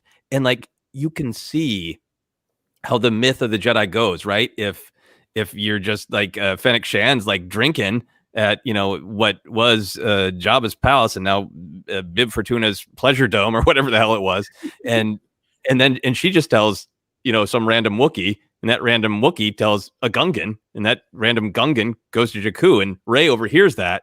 You really start to see like what the myth of the mysterious Luke Skywalker and the mysterious Jedi, that's the way the galaxy, interacts with them in these eras. Yeah. Go ahead, Ken. No, I look, like a lot of people, I'm dying to get more Luke Skywalker stories, but these trail of crumbs to the actual truth just continue to interest me in this modern era of Star Wars storytelling. I'm not contrasting and comparing to Legends or anything like that, but Luke was much more involved with the stuff, and I love that Luke is he is a walking myth at this point. Even Del Mico could be like, yeah, there was this guy on an island. He seemed to know some stuff about Coruscant that I didn't know, and he let me live and helped change my heart. Like, he wouldn't know exactly what. And it's a great point. It's a great Star Wars unintentional comedy observation of, hi, can I have your kid? Cool. Your kids go with it. Thank you. Bye-bye. That is kind of funny. But it also just speaks to the legend of Luke Skywalker. And they've built this up so well. And it does track for me. And it does track to the power of Rey saying that, as Joseph said, of I thought Luke Skywalker was a myth. And then you are now climbing the stairs to join that myth. That's powerful for the story of Rey. It's powerful for the story of Star Wars. And it all kind of tracks. And I love that Luke right now is just kind of, we don't know. He's floating through. He's doing his own thing. And maybe we'll get more storytelling, or maybe he'll just keep popping up in different parts of the legend, and it kind of works for me. It might not work for everybody, but I'm on board for what they're doing with that. Yeah, I had that thought watching Luke just go through those hallways of being like, this is the first time I really felt, the myth of the Jedi, that these are like crazy people. That we're so used to seeing stories about the Jedi, and to other people in Star Wars, they're like, what is happening? This is insane. We sometimes feel like we're used to it. We're spoiled with Jedi stories, but to actually see it through the eyes of those other people, I thought was a lot of fun. I also love just the pure fear on Moff Gideon's face when he sees what's happening on the screen and who's coming and who's mowing down all of his precious dark troopers. He's just like, yeah, I think Bo-Katan says a Jedi because she's the one who would know, right? And he's like, oh no. It's so great. So beautiful. Yeah. This Norway PD, I don't know what to even say. Thank you for the insanely generous super chat. Just want to thank you for all the great work you do in the dark times. Keep it up. Much love. Thank you so much. Thank you. It's the least we could do. Try to keep talking about Star Wars. D-Train, thanks for the question. I like to thank the good Lord for making me a Star Wars fan. I had ET vibes watching the ending. It was great watching the season with you guys. Thank you. Oh, thanks, D-Train. I'm thankful that the good Lord made me a Yankee. I'm a New York Yankee fan, so that speaks to me. Ted Comet, thanks so much. I feel like Mark was getting paid by the word. I like how Mando didn't ask the guy who he was giving Grogu to his name. Yep, that's basically what we're just talking about. Tim, Can I just shoot in real quick? Like, I think there's always a thing with Star Wars storytelling that they, for the most part, except for like books that go in deep, there's always a desire to be minimal with the dialogue. I think it really made it elegant because it's one of the things that reinforced that it was Grogu's choice. That, one of the most powerful things of it is the way poor Grogu was so out of it. But when Luke was showing up, his eyes started to open. And honestly, one of my very, very favorite shots in Star Wars now is Grogu with his hand lovingly on the screen, watching Luke be a Jedi. And I think just at the end there, when it was so much about Din looking for what Grogu's reaction was, I don't think it was like Din's like, you're a Jedi, I've heard good things about you. It was that Grogu sensed that Luke was there for him and that Grogu trusted Luke, and I think that I'm happy to have that elegance, rather than being like, what's your space phone number? Yeah. Agreed. Chris Wilkins, thanks for Tim Sim, thanks for the question. Was a bit disappointed with Luke being the Jedi instead of Cal, but understand why it's logical and that not a lot play video games.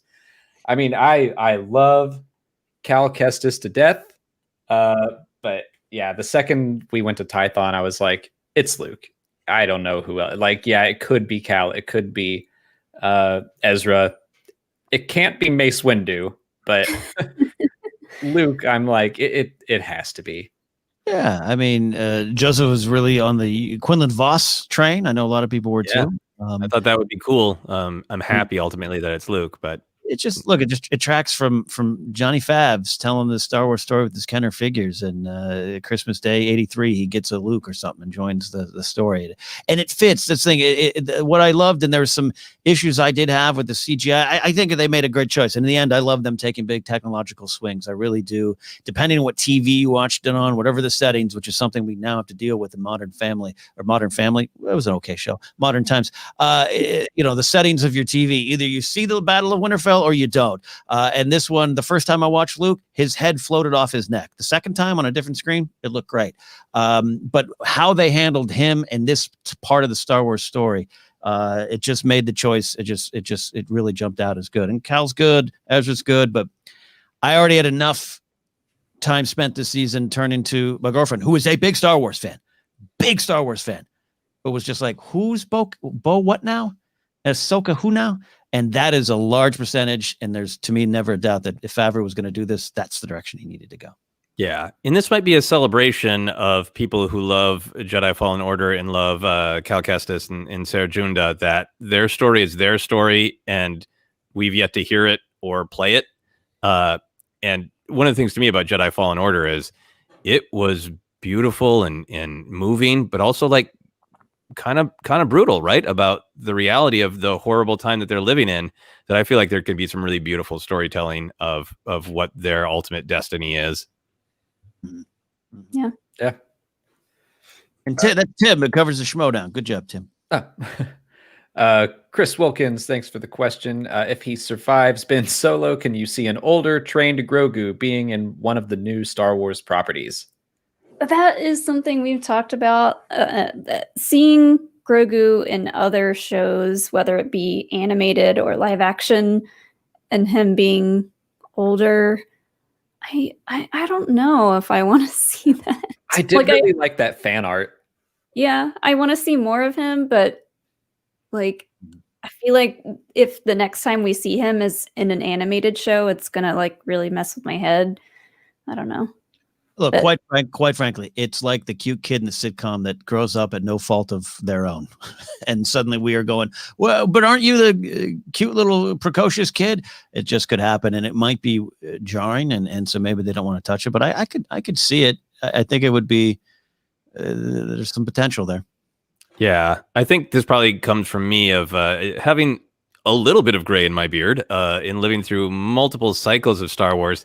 There's part of me is like, give it 20 years. I want the 8-year-old who the Mandalorian was their Star Wars. That was their beginning. I want them to get to be, 28, 32, have their kid and go, you can't believe it. It's Grogu. I never thought I'd see the day. Like, I'm kind of fine with some generational storytelling within Star Wars and within the real world. I know you guys have to go soon, but I had a couple questions and comments directed at you. So right. I don't want to speak for Joseph. I think about 10 more minutes for me is good. Then I got to cook some quesadillas. It's a Friday. I wanted to make sure anyone that had questions for you guys, I want to make sure they get asked. Please. Kira Young, thanks so much, says, I'm drinking whiskey. Joseph is my Jedi master. And didn't like CGI Luke, but love you guys. Keep up the good work. You always brighten my day. Ken is Mando. Nice. I am stoic and don't know how to smile. So I recently took my driver's license photo and I thought they were going to tell me to stop smiling. It looked like I was being arrested. So I am Mando in a lot of ways. Yeah. Joseph is a Jedi for sure. So I try. On that note, yeah, I think the thing for me about Luke is the storytelling is so beautiful. The storytelling is so important. And in my opinion, this is totally subjective. It's opinion. There's not an ideal way to show him. I know a lot of people wanted Sebastian Stan. For me, they were building up the iconography of Luke Skywalker, X-Wing, the silhouette of that cloak, the hilt, the green blade, the black glove. For me, I would have been taken out of it if it was Sebastian Stan. I would have been taken out of it if it were an unknown actor who looked close. I also don't think the CGI looked, for myself, like totally amazing. So, from my opinion, the storytelling, there's no perfect way to do it, but the storytelling so trumps it for me. I almost feel like Yoda, like luminous storytelling is this, not this crude CGI. Not that the CGI is crude. It's as great as it can get. But I totally understand being concerned about it. But that's where I come down on it. Is the storytelling is so much more important than the execution in this moment for me. Yeah, I think we all take different kind of hiking trips down into the uncanny valley, and like I am someone who absolutely has not hardly 99% no problem with Tarkin. Leia in Rogue One doesn't work for me as much, but I love that she's there. I love Leia in Rise of Skywalker, though I absolutely believe, unfortunately, they were limited with what they could do. This one initially did not hit, but I agree with Joseph wholeheartedly that if you were to give me a series or a movie, or you needed Luke Skywalker to be in the story much more, Sebastian Stan or someone else would have been a solid choice. But seeing Mark Hamill's name up there again in the credits and just kind of connecting back to that was worth the risk. And the volume itself is a risk. There's some weeks it looks just divine, and I can't tell anything from reality, from fantasy. And other weeks, I'm like, I can see where it is, and that's okay. The prequels, George took big swings in the prequels, changed the industry. It doesn't hold up in areas as well. It's only going to get better. But I think I'm really behind Joseph on this one too. Just like the way it was used was powerful, and I think it will stand the test of time more than how it looked. And the voice is impeccable. Just the soft-spoken kindness and real minimal words of, and especially, man, the triumphant moment in Return of the Jedi. I am a Jedi like my father before me, and then having Mando go, "Are you a Jedi?" And just I am. Perhaps you saw on the screens. And like, and another thing too, like, to be clear, like Joseph and I are very much on the Alden Ehrenreich trend. Solo is one of my favorite Star Wars stories, not just movie. I love what he did with that. I think Alden Ehrenreich is such a fantastic actor and brought so much to that and brought to life. But it was a different kind of approach, and he brought the essence. And this called for more than just the essence. It called for something specific, and I think that's the choice they made. We've got another question for you guys specifically, and then we'll let you go. But first, Dustin, what?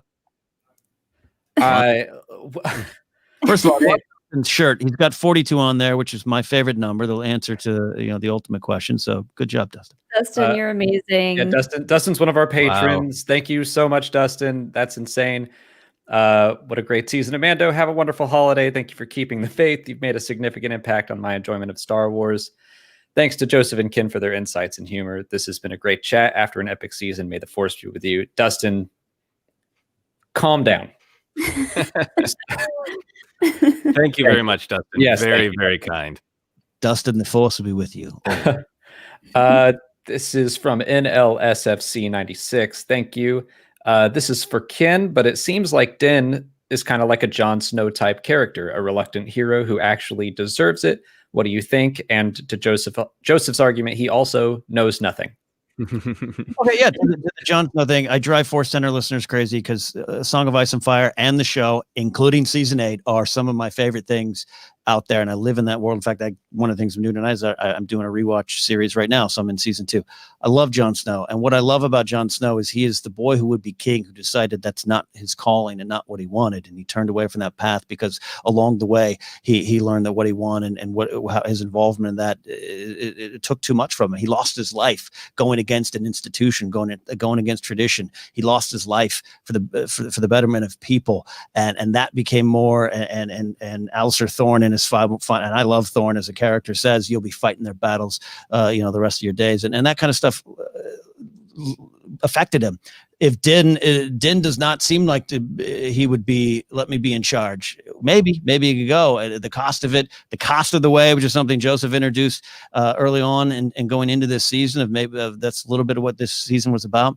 I think I can draw some parallels to it. It's not a reluctant hero. It's someone who maybe has the ability, but turns away from that calling because destiny is something that takes you to a point of choice. In Star Wars and a lot of things, destiny is often viewed as something that you are on and you cannot change. And Star Wars keeps coming back to the idea that destiny just brings you to a point of choice, and what you do is yours from there. And I think Din and Jon Snow are connected on that level. So yeah, and join the Night's Watch.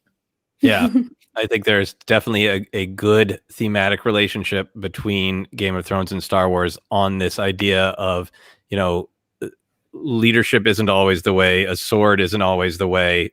Sometimes it's okay to say, I don't want this, literally Luke throwing aside his lightsaber in that moment as a symbol of violence, of I don't want this. It's one of my favorite moments in Game of Thrones. And I love when you go to conventions. If you've been to the conventions where people put ribbons on their badges, they get different fun phrases printed on their badges. And right after Game of Thrones wrapped, I went to a convention where somebody had a just impeccable Jon Snow cosplay. And they're handing out these little ribbons that just said, I don't want this. And I thought it was so great. And I would love to see somebody in just amazing Mandalorian Din Djarin armor with just a little ribbon that just says, I do not know galactic history. Please help me. I think, very yeah, funny. I think Din Djarin and Pelly end up opening a mechanic, just kind of like an auto body shop, just working in business, and he works with pit droids, and I think that's how he finishes his days. Well, with that, we will let our guests go now, but that was so great. I love hearing your takes on Star Wars. You're so well spoken. You bring up so many points that I would never even think of, both of you. So thank you for taking some time on your Friday night to come talk Star Wars with us. Yeah, absolutely. Thank you both. Always a pleasure. I've just admired both of your work on that channel since before I even knew you, and used you to study up until the point where you defeated me with your own knowledge. But I love what you both do, and keep going. Yeah, I mean, you are both just such like a vital resource to just calmly collect what we know, but then also just share all the insights.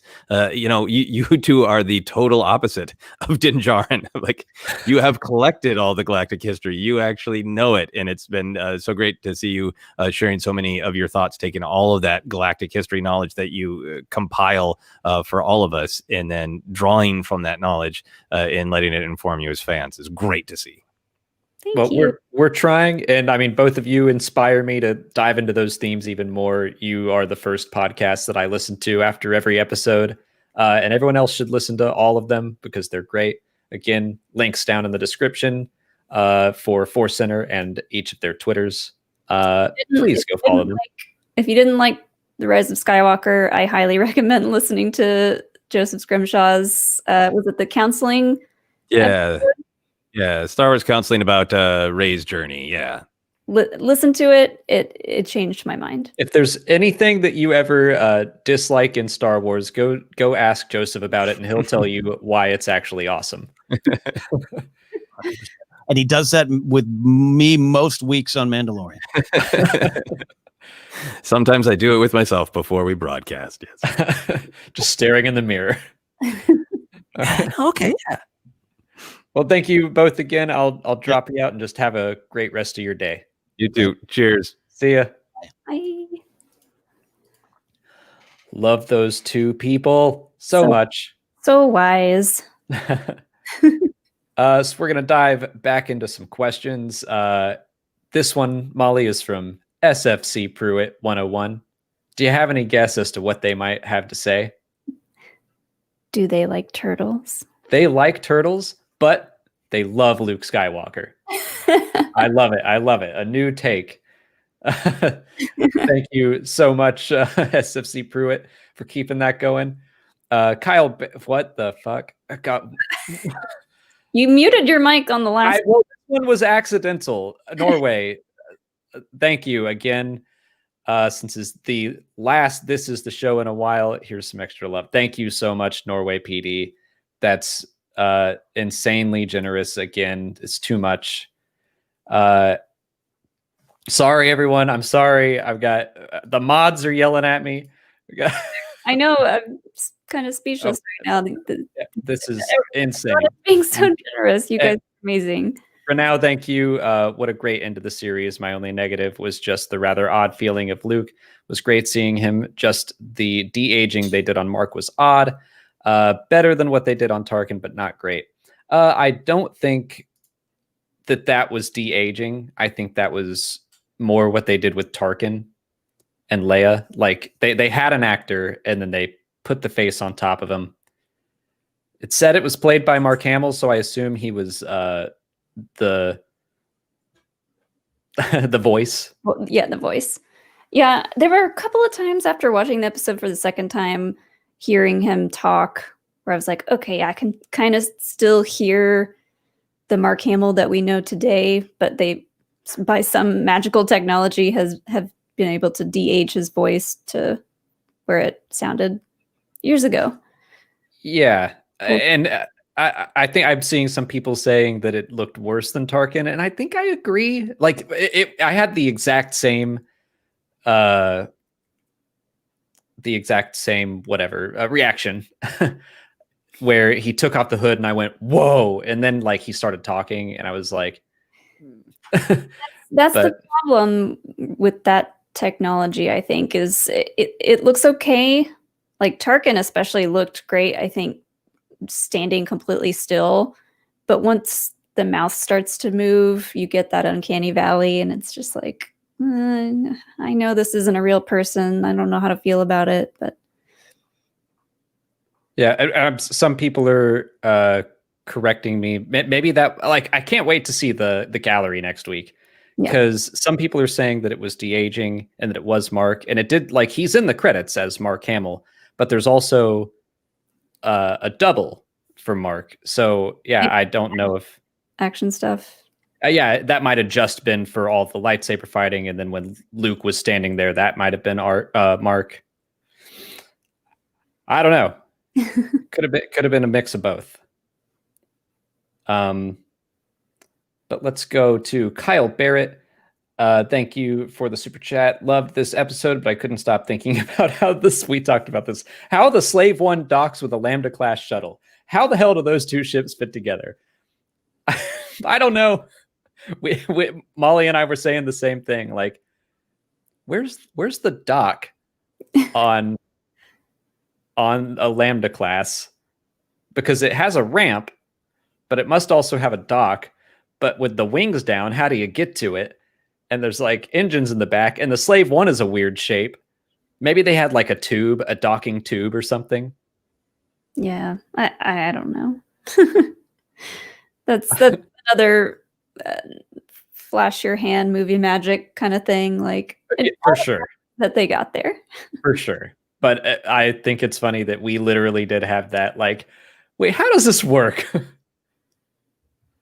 Yoshi, thanks for the super chat. It was so amazing seeing my boy Luke in action like that. It was. And I mean, like, I'm someone who I would say Luke doesn't mean as much to me as some people. Like, I have been watching like Steel Wars react and just like laughing and crying, and like that's a character that means so much to him, and I've been loving seeing those reactions. I wish that I were having that reaction, but I was still, as someone who wasn't like a diehard Luke stan, I was still like, this is so dope. I think I teared up more watching Steele's reaction to seeing Luke ignite the green than me watching the episode itself. Because yeah, he just the passion behind it. It's amazing. That's just the beauty of Star Wars, is that like everyone has their favorites, and they all get their what is it? Sometimes both suns shine on a womp rat's tail. Like, everyone gets their day in the sun. And I love seeing people just reacting to that stuff that means so much to them. Yeah. Chris Martinez, thanks for the super chat. I really don't want this episode to start another Luke and the Last Jedi debate. I love this episode and The Last Jedi. I just want everyone to love and celebrate all of Star Wars. Man, do I agree. Yeah. That's what we do here. Yeah. I definitely think there's going to be some people who are like, that's my Luke Skywalker, but it's like, it's all the same Luke. It really is. It's just Luke at different points in his life. And so, yeah, some people prefer this version of Luke, like in his young prime, just taking names. And I mean, I think I do too. I was very iffy on Luke at first in The Last Jedi. I've come around to it, but it pains me to see people say like that Favreau and Filoni get Star Wars more so than some of the filmmakers, Rian Johnson, JJ. You know, it's different interpretations, and right. That's kind of how it should be. I mean, that's how Star Wars is. It's such a big fandom. There's so many people that are not just fans, but like the creators as well. There's so many different takes. And the fortunate thing is there's so much Star Wars to love and enjoy, and there's even more coming. And so if there's something that didn't like sit well with you, a lot of people who didn't like the sequel trilogy are just loving The Mandalorian. And that's great. Like, that's what Star Wars should be, in my opinion. Big old buffet of stuff. And you might not want those stories over there, but this story right here, like, that's my jam. And I mean, that's how I feel. I try to find what I like in every Star Wars story. but there's some that I'm like, well, probably not going to watch that again or read that again. It's just, some you love and some you don't. Hitman Hudson, thank you for your super chat. Is anyone else disappointed the Jedi was Luke and not 85-year-old Rael Averross or Wedge Antilles Jedi Edition? Also, Zach is right. Wedge is better than Biggs. All right, how do I block somebody? Oh no. No. Oh, Hudson. Rael Averross would have been a trip. Somewhat like the wildest Jedi that ever Jedi'd comes in and like, yeah, I'll train your baby. I mean, we kind of touched on this already, but yeah, Luke was, in my opinion, the only choice. Yeah. Ted Comet, thanks for the super chat. Let's hope Grogu can avoid the second edgy loner kid who likes to wear black. Also, you should have Jenny Nicholson on a podcast. Jenny's great. We haven't seen her in a while, but we've done some stuff with her, both on our channel and on her channel. We share many different opinions on Star Wars, but I like talking about Star Wars with her. Yeah, definitely. Jacob Pete, thanks so much for the super chat. Before today, I really didn't want them to recast Luke, but after seeing what he looked like in this episode, I kind of wish they'd recast Luke. I'm still on board with what they did. It's kind of like Joseph said, there's not a graceful way to do this. You want Luke in the story. How do you do it? I would prefer that Mark Hamill be Luke, even if it's not perfect.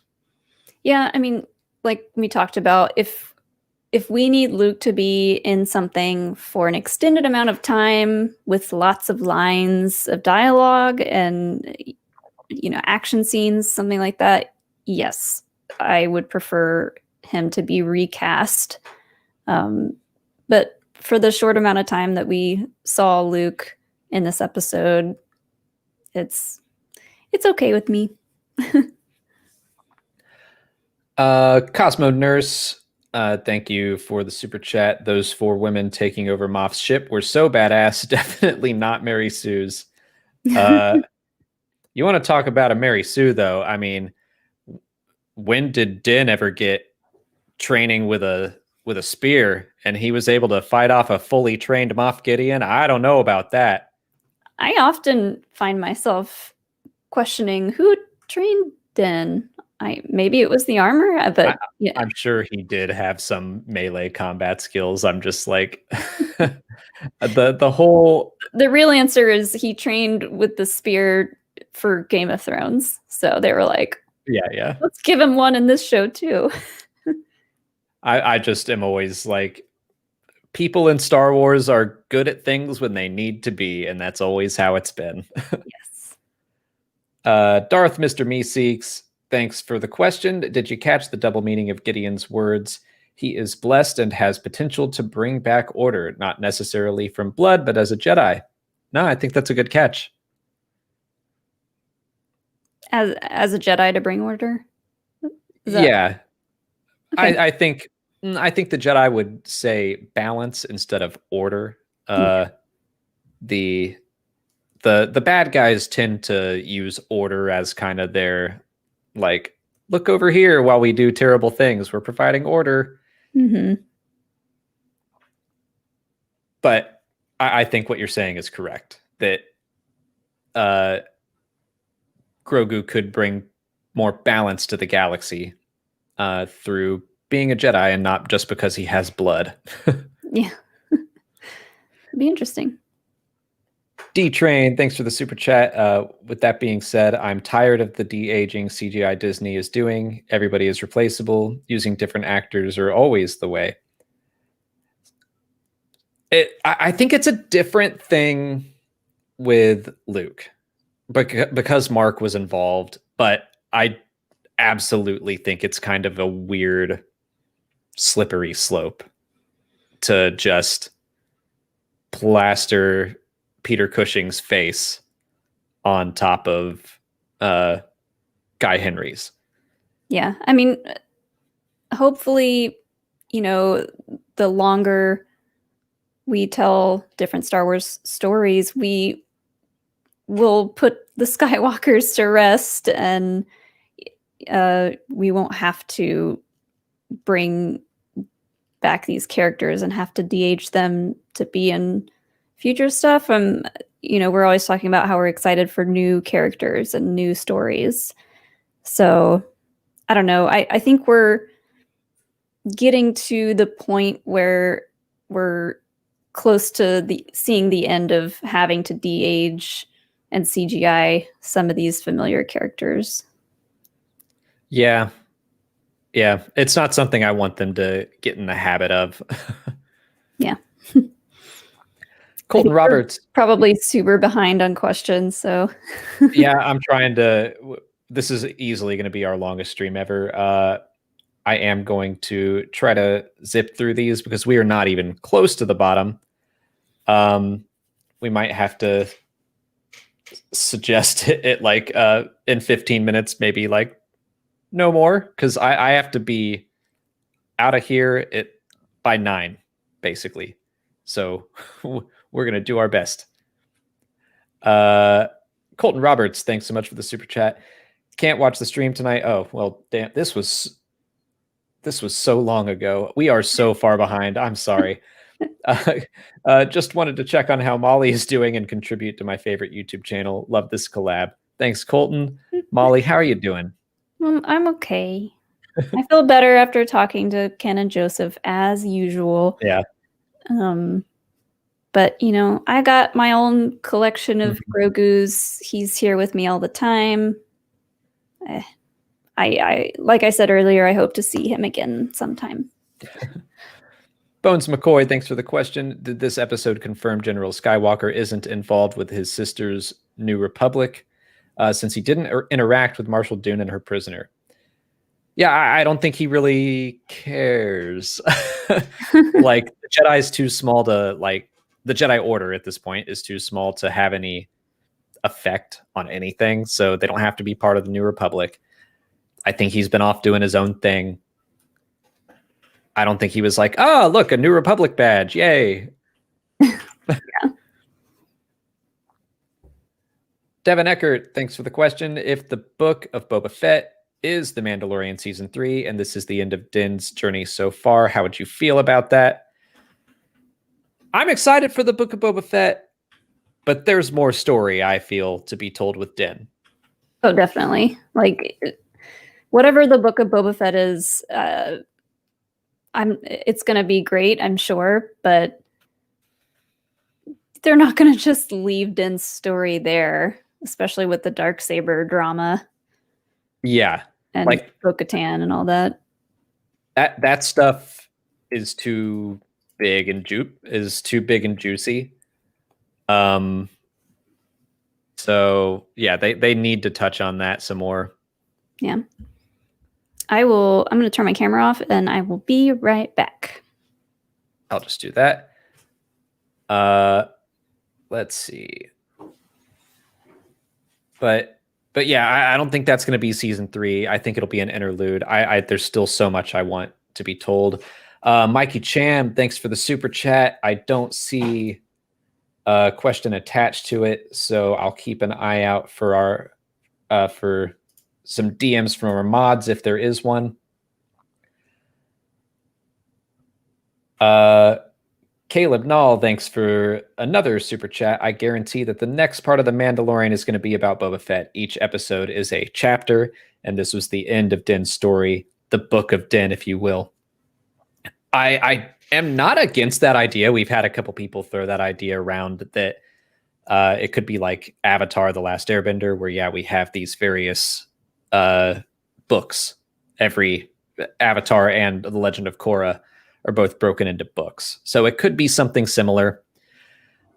But I feel like there's definitely more for us to see from The Mandalorian. But we might get those answers like in the big culmination event that they've been talking about, where like Ahsoka and the Rangers of the New Republic and maybe the Book of Boba Fett, they all come together.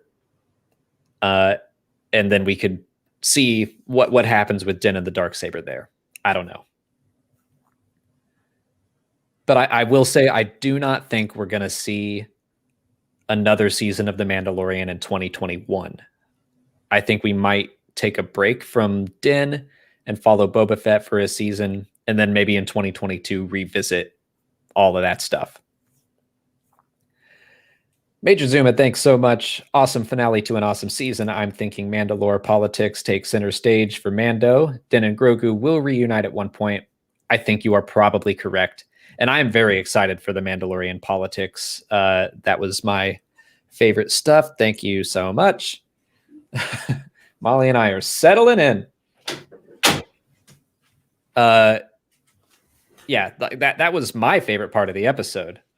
Seeing Din and Boba Fett and Bo-Katan and Casca Reeves and how they were just dealing with each other. I'm back. Devin Eckert, thanks for another super chat. It would be neat if R2 recognized Grogu from the Jedi Temple. I think Ken or Joseph touched on that. The possibility that maybe R2 has seen Grogu. Yeah, I mean, they had a little interaction that is definitely a possibility of them like recognizing each other. Yeah, I think that would be cool. Dragoness Prime, what's up? It's ya boy. I love that Luke was the Jedi solely for the moment of just for once, let me look on you with my own eyes between Din and Grogu. Yep, that was sick. I loved that. And I immediately had that thought of the father looking on the son. I got a couple of, according to our mods, missed super chats. Did you see one from Mikey Cham? Yeah, there was no message on that one. Okay, it was, why do you all think that Gideon decided to, at the end, to try to shoot Grogu? Because he's a jerk. I almost said something way worse. Just to show how evil he is. Yeah, like he's like, well, if I'm going to lose this battle, I'm going to take everyone down with me kind of things. I mean, it could be one of those... The Snoke in The Force Awakens is so concerned about the Jedi rising again. Maybe Palpatine is alive and giving orders. Maybe Moff Gideon has heard some stuff of like, you better not let any Force users regrow. So maybe he was just genuinely trying to stop that from happening. But I also have one from Wolfsbane Network, if we've gotten to that yet. We have not. And then two others that apparently were missed. Dan Cohen, Bo-Katan accepted the Darksaber being offered to her from Sabine with no issues, and people were willing to follow her. Why can't she take it from Din? My bad. I did read right over that one. Yeah, that's what our Q&A is on tomorrow. And we did talk about this, but basically I think that Bo-Katan sees that as a mistake. She took the Darksaber from Bo-Katan, and maybe people didn't fall in line behind her because she accepted it instead of earned it. She didn't pay the iron price to talk Game of Thrones. Yeah, I almost feel like this may be kind of a superstitious type thing, that like it didn't work out when she did that the last time, so she wants to, quote, do it right this time around as far as claiming the rightful throne, sort of speak. It has been a while since I've seen those episodes, 2 or 3 years, whenever they were coming out.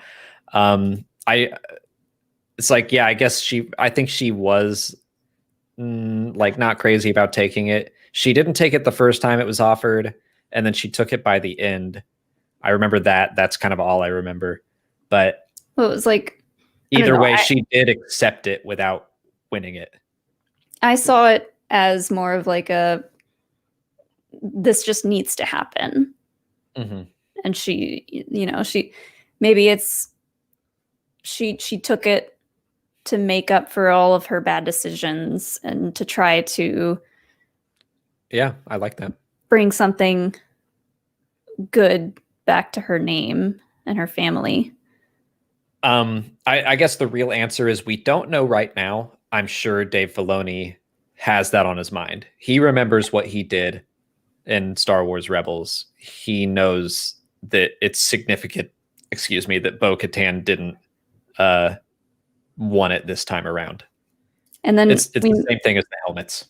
Yeah, we may have missed another one from D-Train. It says, do you think the Book of Boba Fett is Mandalorian season 3? And if it is, then season 4 goes right back to Mando's story, ? Yep. Those were Dan and D-Train were right next to each other, and I think I got confused because Devin Eckert also asked about Mando season 3. But no, I don't think Boba Fett is going to be Mando season 3. I think that'll just be the Book of Boba Fett, and then we'll get Mando season 3 later, I hope. Yeah, hopefully they give us some information on Monday about how all this stuff is going to work. Yeah, I'm really hoping that Mando Monday is like, okay, the season's over, and here's what it's going to look like moving forward. Maybe they'll even give us some more information about the Ahsoka show and so on. And yeah, what it's going to be about. Kevin, thank you so much for the question. Am I the only one who thought Din's face was going to be a bloody mess when he took his mask off? Also, what's everyone drinking? Oh, good timing, because we just refilled. We have New Belgian triples. Molly picked them up. It's a Belgian ale. I think it's a limited release. I've been scouring our local stores for like holiday beers, because like Oktoberfest and winter type beers are my favorites. So. It's very good. And yeah, I was like, he took more of a beating from that Dark Trooper than he did in season 1, where an explosion went off kind of near him. That's what messed him up in season 1. And this one, he was punched into the wall. Like, he should have been messed up. I don't know how Beskar helmets work. Maybe there's just enough padding in there. I don't know. We needed Din to look recognizable and not all bloody and beat up. He needed to look that moment nice for the for seeing Baby Yoda face to face. Also, what's up, Blue Bantha Milk? Bakey, thanks for the question. Why does the New Republic want Pershing so badly? And why was Pershing so happy to help the team? Pershing seems to me like a dude who's in over his head. He even in season 1 was like, he was worried that that Din was going to hurt Grogu. He was like, don't hurt him. He's just a baby. So, I think he got hired. Maybe he's originally from Camino. He's just doing his job, and probably knows he's on the wrong side. And then once he gets captured, he's honest and he's willing to just tell them what's up. But also he's a scientist, and he didn't want them to hurt the child. He just wants to study the blood, which is fair. I don't want to be too nice to Pershing. Like, I think he knows who he's working with, but we also see like that Imperial pilot who they get boarded and he's like, hey, I'm not with him. Like, I'm good to go with you guys. I think maybe some Imperials at this point are just stuck and they are looking for any excuse or way out. So Pershing may have been relieved to get out of there. Yeah.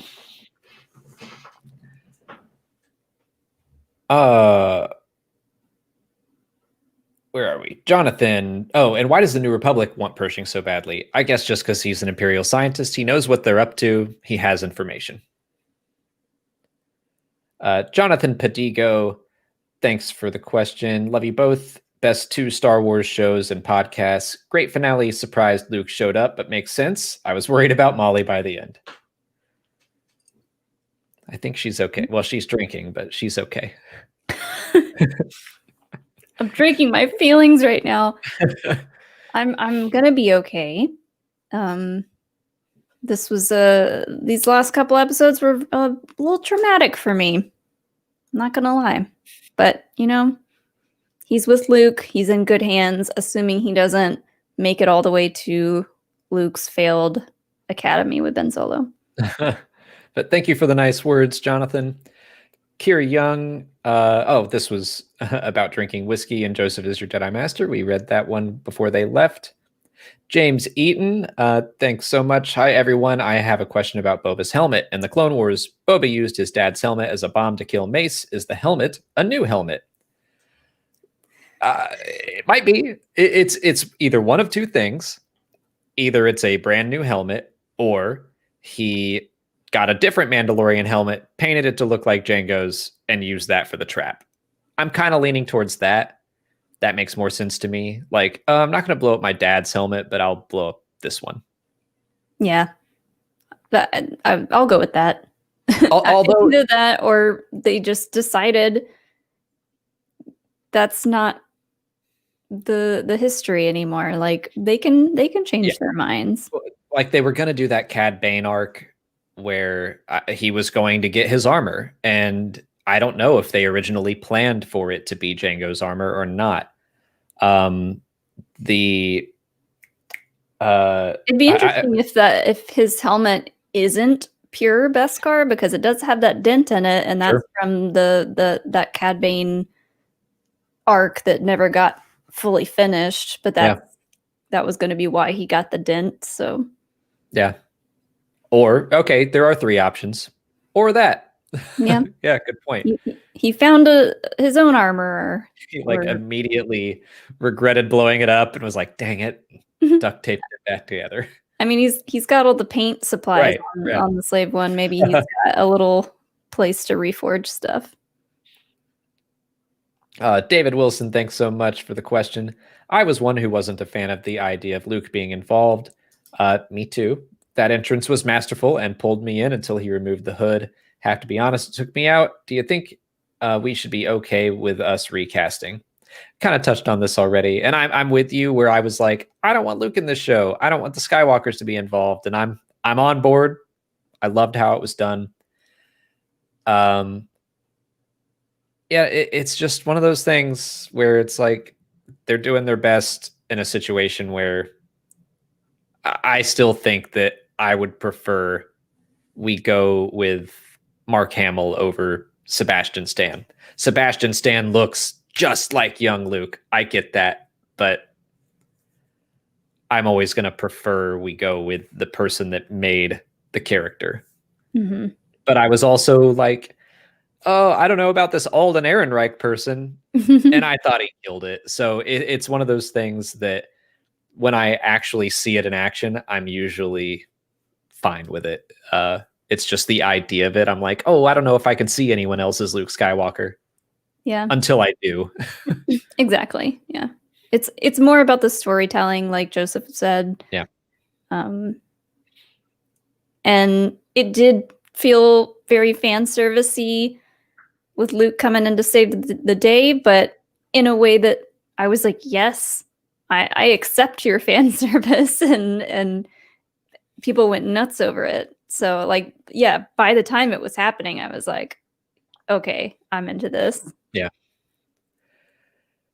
Dragonus Prime, thanks for another super chat. One foundling has become Mandalore, and the son of another foundling now sits on Jabba's throne. That's a good point. The foundlings are coming up, which I do love. I've always thought that it would be a great story to watch a foundling, an orphan, rise to the position of Mandalore. Whether or not he keeps it, we'll have to wait and see. Yeah.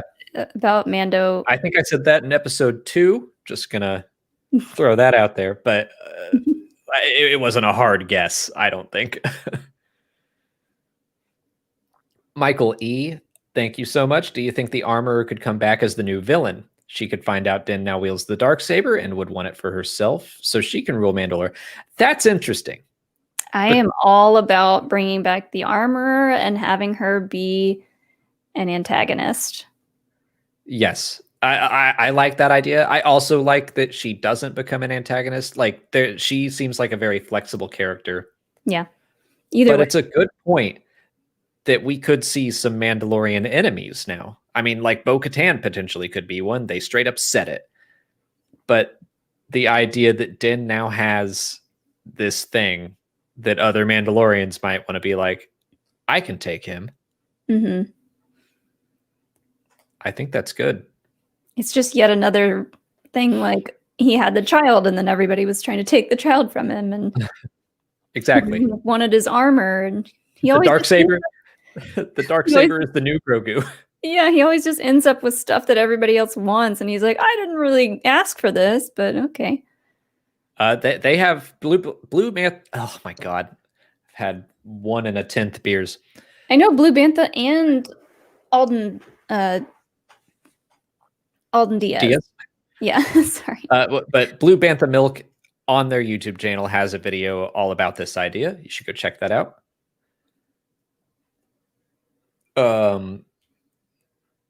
Ted Comet. Gassy. Yeah, it's been a long day.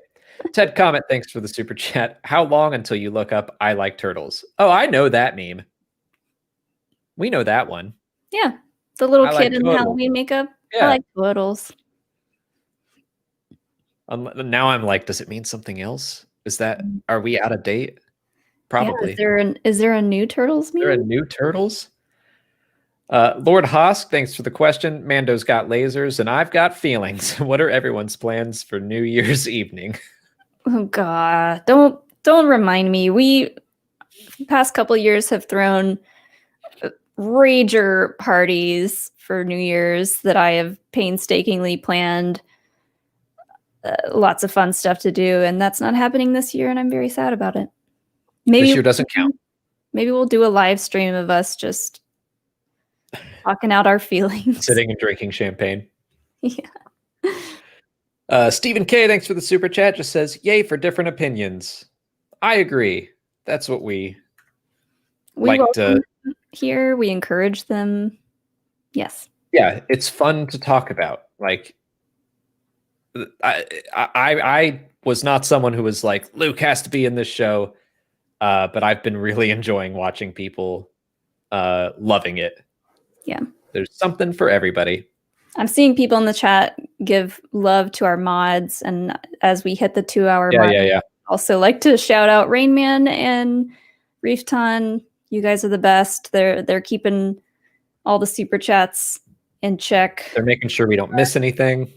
Yes. Elliot Marquez, thanks for the question. Was anyone else dying to see Fett meet Luke face to face again?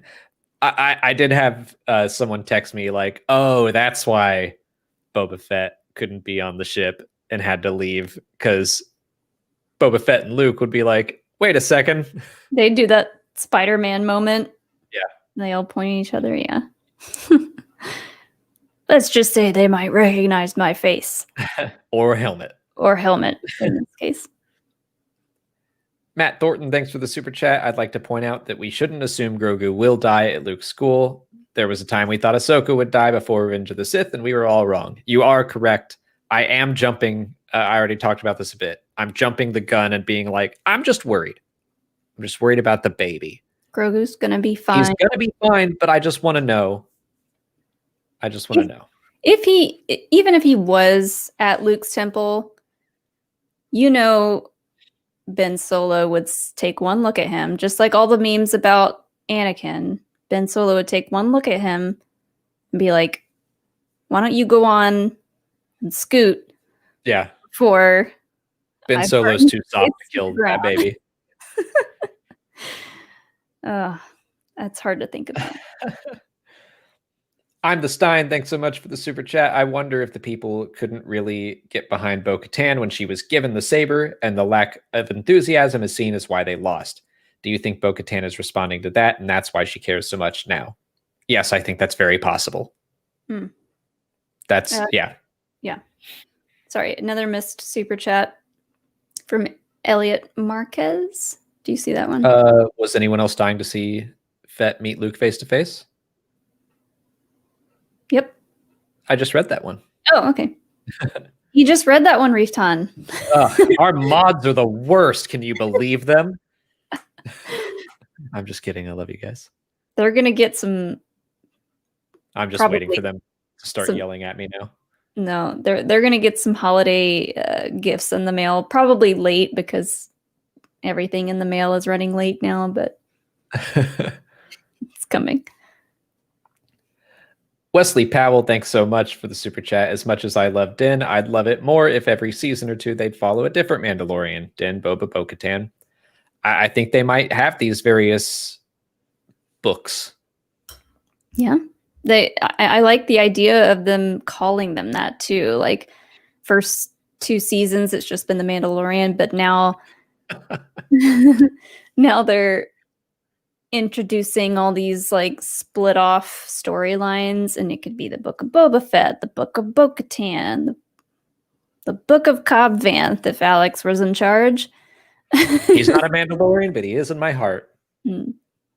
And guess what? Alexander Roderick, thanks so much for the question. Cobb Vanth as an antagonist in the Book of Boba. Peli as a supporting character.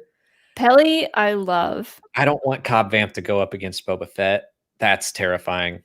Yeah, I don't know. I think I can't wrap my head around Boba Fett wanting to now become the new crime lord on Tatooine. It doesn't really track for me. I mean, he, like Ken and Joseph said, he is a bad person. He's done a lot of bad things, but we don't know what he's been through since the Sarlacc pit, and he might be a very changed person, and we don't know his motivations. Yeah, I would love to see Cobb Vanth again and Boba Fett, but we know we're getting Boba Fett. Yeah. I love Cobb Vanth and everything he stands for as a Star Wars fan. So please bring him back. But if we don't, I mean, he's right here. I can see him whenever I want. I mean, Cobb Vanth he's like the everyman's man now. He's the person that the townspeople of Mos Espa look up to, even without the armor. So he's a leader in that sense. Oh boy, the gas is coming. James Waterman, thanks so much for the question. Great chat, y'all. What's Grogu's aging rate? Could season 3 and 4 be retaking Mandalore without Grogu most seasons, but then he comes out to help as a teenager with a lightsaber? Chooses Mando over Jedi. Why he's not in the sequel trilogy? All good questions. I think I've always thought of the Yoda species as basically like divide their age by 10, and that's like the equivalent. Yoda died when he was 900, aka 90 years for a human. I know that doesn't quite translate. Like Grogu would then be 5 now, and he should not be like that tiny of a baby. But I joke about them hitting puberty very hard, but that's the only real speculation that I have. I mean, it's possible they have their species has like an insane growth spurt at some point, but I don't know. Yeah.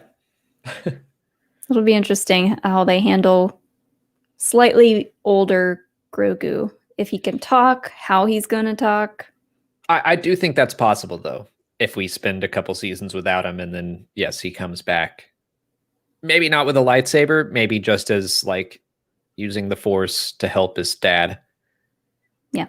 I don't know. Bones McCoy, thanks so much for another super chat. Is that cruiser bridge the biggest Star Wars cliffhanger since Rey tried to return Luke's youngling slayer at the end of The Force Awakens? I honestly would relate it more to The Last Jedi. Wait, what was it? What was the question? Is the end of this episode the biggest cliffhanger since Rey tried to return Luke's youngling slayer, the lightsaber at the end of The Force Awakens? Ah, okay. I don't see it as a huge cliffhanger. I mean, there's definitely some questions that I want answered, but to me, it feels like The Last Jedi, where I'm like, oh, we could go anywhere. We could do anything. I don't really know where chapter 3 is going to go. Yeah. I think this is a pretty big cliffhanger. I don't really see the end of Force Awakens being a huge cliffhanger. I don't know.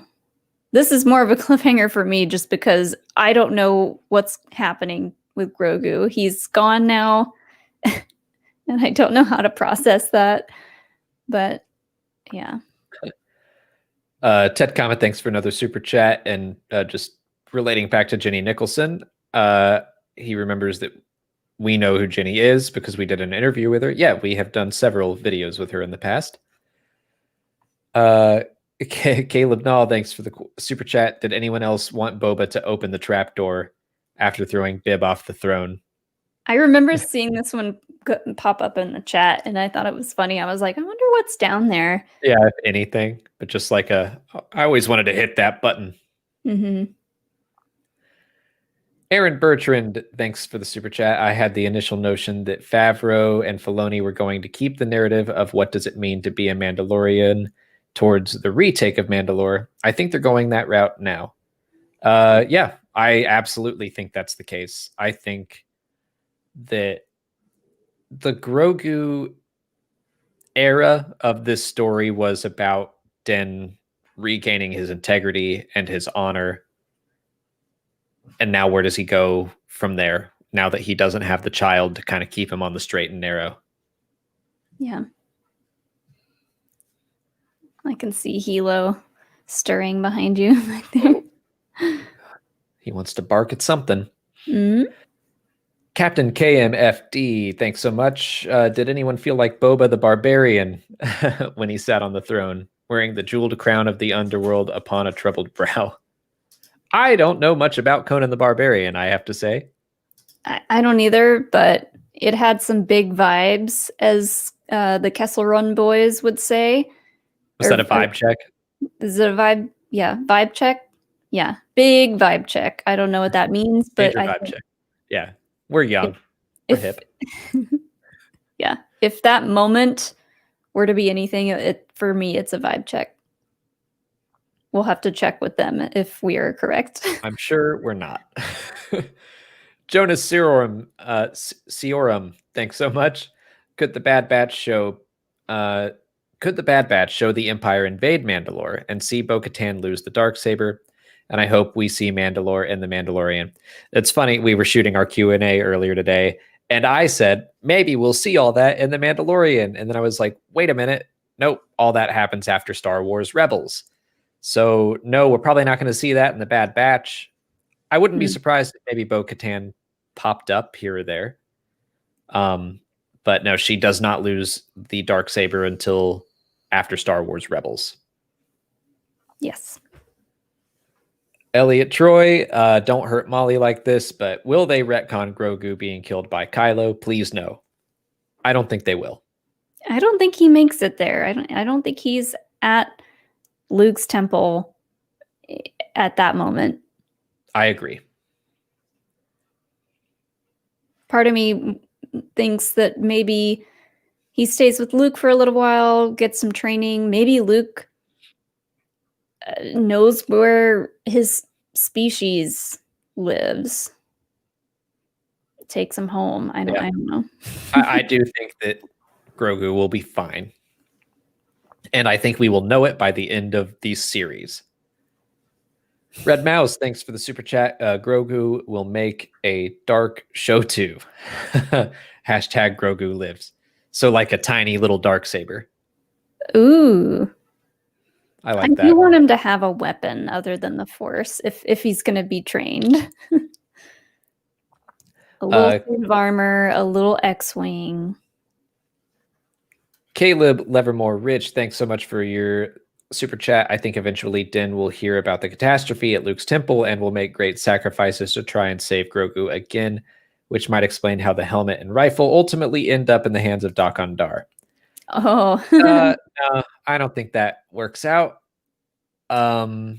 Based on like the Rise of Kylo Ren comic, and also that's like 20 years down the road. I don't think that would be part of this series. I wouldn't take anything at Galaxy's Edge too seriously. Yeah, like Dok-Ondar having the helmet and the pulse rifle. Although, I'm sure Dok-Ondar would have like a fun, cool little story about how he got those, but I bet they're fakes. Yeah. Evan Fetter, thanks so much for the question. Do you guys think Phasma might be Mandalorian? She is definitely not. Nope. Read the book Phasma. It is fantastic. Yeah, it's a very good book. If you need something to read and you're interested in her backstory, I highly recommend it. As someone who wasn't crazy about Phasma, that book's dope. Caleb Diaz. Sorry, I was going to say it's the Mad Max of Star Wars. Yes, it is. So cool. Caleb Diaz, thanks for the super chat. What is better for a ruler? Someone who seeks power like Bo-Katan or someone who doesn't like Din? Probably someone who doesn't, but I don't know. Power, politicians, all that. It always feels very, to quote Harvey Dent, you die the hero or you live long enough to see yourself become a villain. To quote Christopher Lee, who played Saruman, talking about Lord of the Rings, absolute power corrupts absolutely. Like power corrupts. Yeah. And I think it's better if someone doesn't seek it. But even if they're not seeking it and they get it, it might corrupt them. It brings me back to what we were talking about earlier with Jon Snow. Mm-hmm. Like, he didn't want to lead, but he did end up being a leader and a very good leader at that. But I don't know. Just real quick, because I've seen a couple people, Joshua and Trevin, we haven't skipped super chats. We are just trying to get back through them. We are super behind. Bear with us. We are trying. Wesley Powell, thank you so much for the question. Skip this if it's already been mentioned, but did you feel like Luke was watching his Return of the Jedi future as he sees Din take off the helmet for the first and last time in front of his son? Well, that would have been his past. But yes, I do think he was probably having those memories of his father who did the same thing. Mm-hmm. And even the fact that he didn't really know the context of the situation, unless Grogu made that clear in his phone call to Luke, I think he could sense what was going on there. Ted Comet, thanks for another super chat. Do you think Din could just punch Bo in the face really hard, and while she's knocked out, he writes her an apology letter conceding the fight? I was like, that's what I was saying. I was like, just punch Din in the face. He'll let you do it. And then take the Darksaber. But like, I mean, in front of other people, it's not that simple. But I was like, he's holding it. What if she just smacked it out of his hand? That's technically winning it over combat, right? I mean, I totally get that that's not honorable. She wants to earn it. No one wants to earn something by having it handed to them. I think that's what this is all about. That maybe she felt like she didn't deserve it the first time around, and then she failed her people, and this time she needs to earn it. I don't know. I hope that they touch on that. I think that they will. Josh Mansfield, thank you for the super chat. Does Luke showing up here confirm that we will see him and Ahsoka meet in her series? The crew not getting her was to save that meeting for later. I don't think we'll see Luke in the Ahsoka series.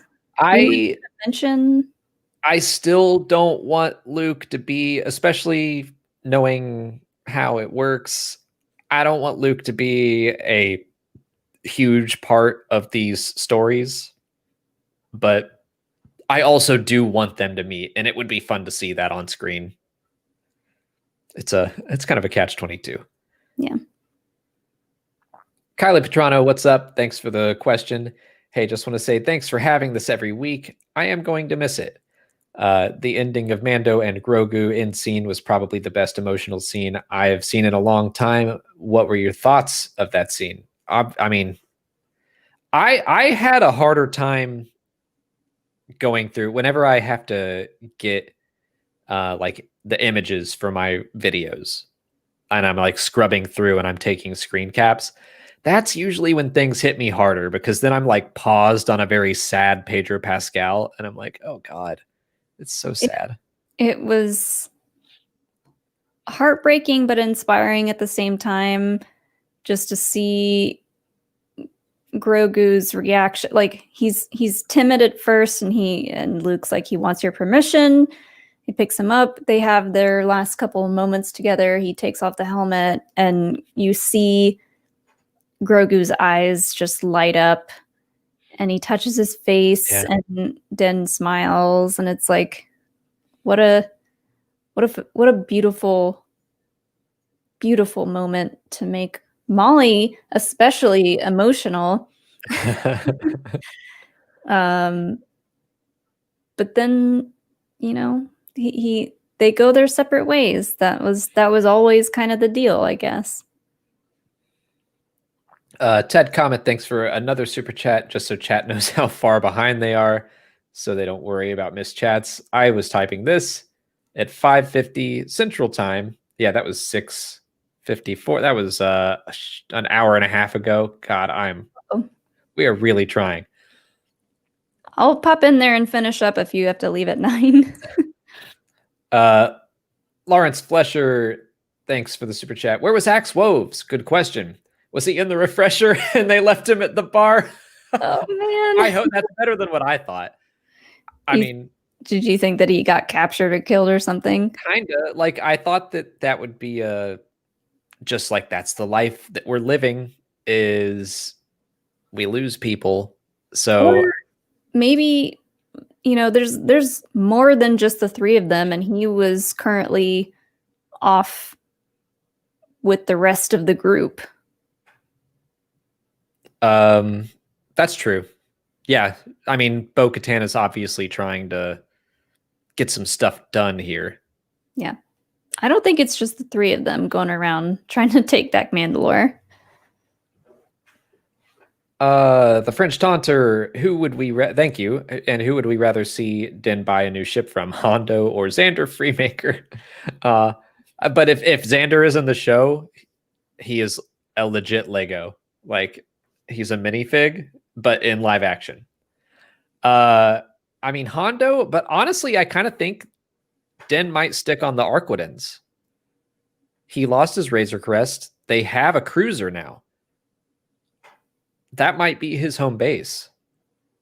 Isn't that fairly recognizable as being a bad guy ship?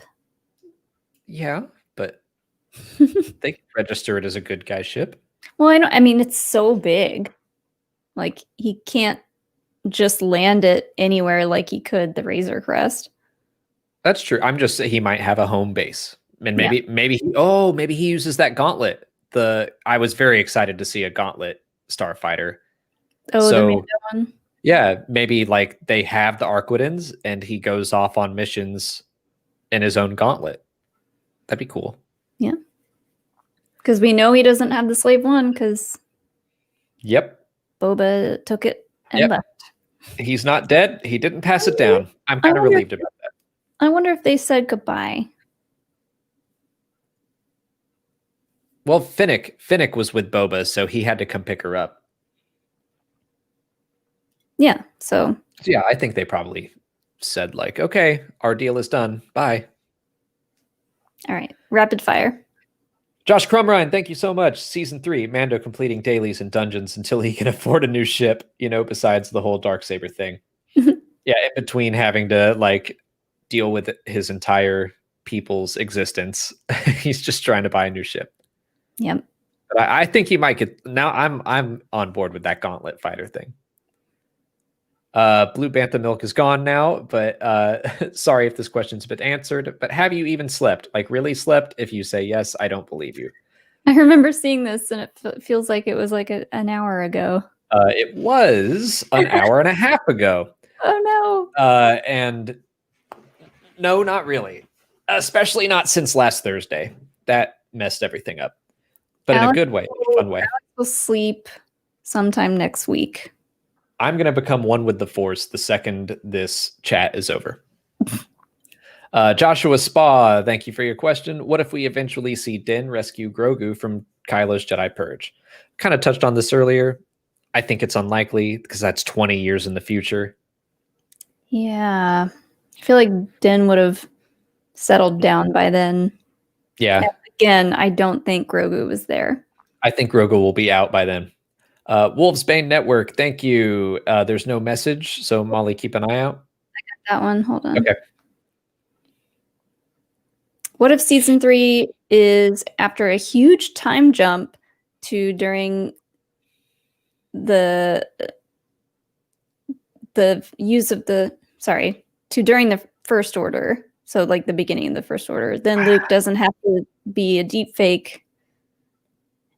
And sorry, that's it. I doubt it because I guess if it's before the fall, but still there's so much to deal with right now with just Mandalorian stuff, the Darksaber, Bo-Katan, getting Mandalore back. It's not like they're going to sit around wondering what to do with the Darksaber for 20 years. So I don't think there's going to be a big old time jump. I think they're going to deal with that and show us how it's dealt with. Yeah. I mean, I'm all about time jumps, but I don't want to take too big of a jump. Ted Comet, thanks for another super chat. Din's new ship is probably the Imperial shuttle Pershing had. Pershing is probably still on the shuttle, grumbling about how he wanted to go to art school. That sounds right. I mean, not if he wants to. I mean, he'll keep getting stopped by the New Republic people for sure. Yeah. He's caught in that ship. Kevro, thanks for a super chat. Din gets a hollow call from Grogu. Hi, Dad. Jedi College is great. Can you send some money? And he does send the money. Oh. I do love the idea that like they might send little hollows letters to each other. Something. I don't know. Trevin Pettigrew, thanks for 2 super chats in a row here. Seeing Luke in action again instead of sitting on a rock made me shed a tear. Also, it would have been heartwarming if Mando gave the kid the ball. Also, what is the next Star Wars show you're most excited for? I agree. I was, as soon as someone brought it up somewhere in the comments or on Twitter about the ball, I was like, oh, Mando should have given him the ball. But then I was like, oh, well, he needs something to remember him by. So I guess that makes sense too. Yeah. I'm choosing to believe right now that Grogu has the necklace of the mythosaur and Din keeps the ball. He needs a memento from the Razor Crest too, let's be honest. Yeah. So he's killing 2 birds with 1 stone with that. Show that we're looking most forward to, I'm gonna say it's a 3-way tie for me.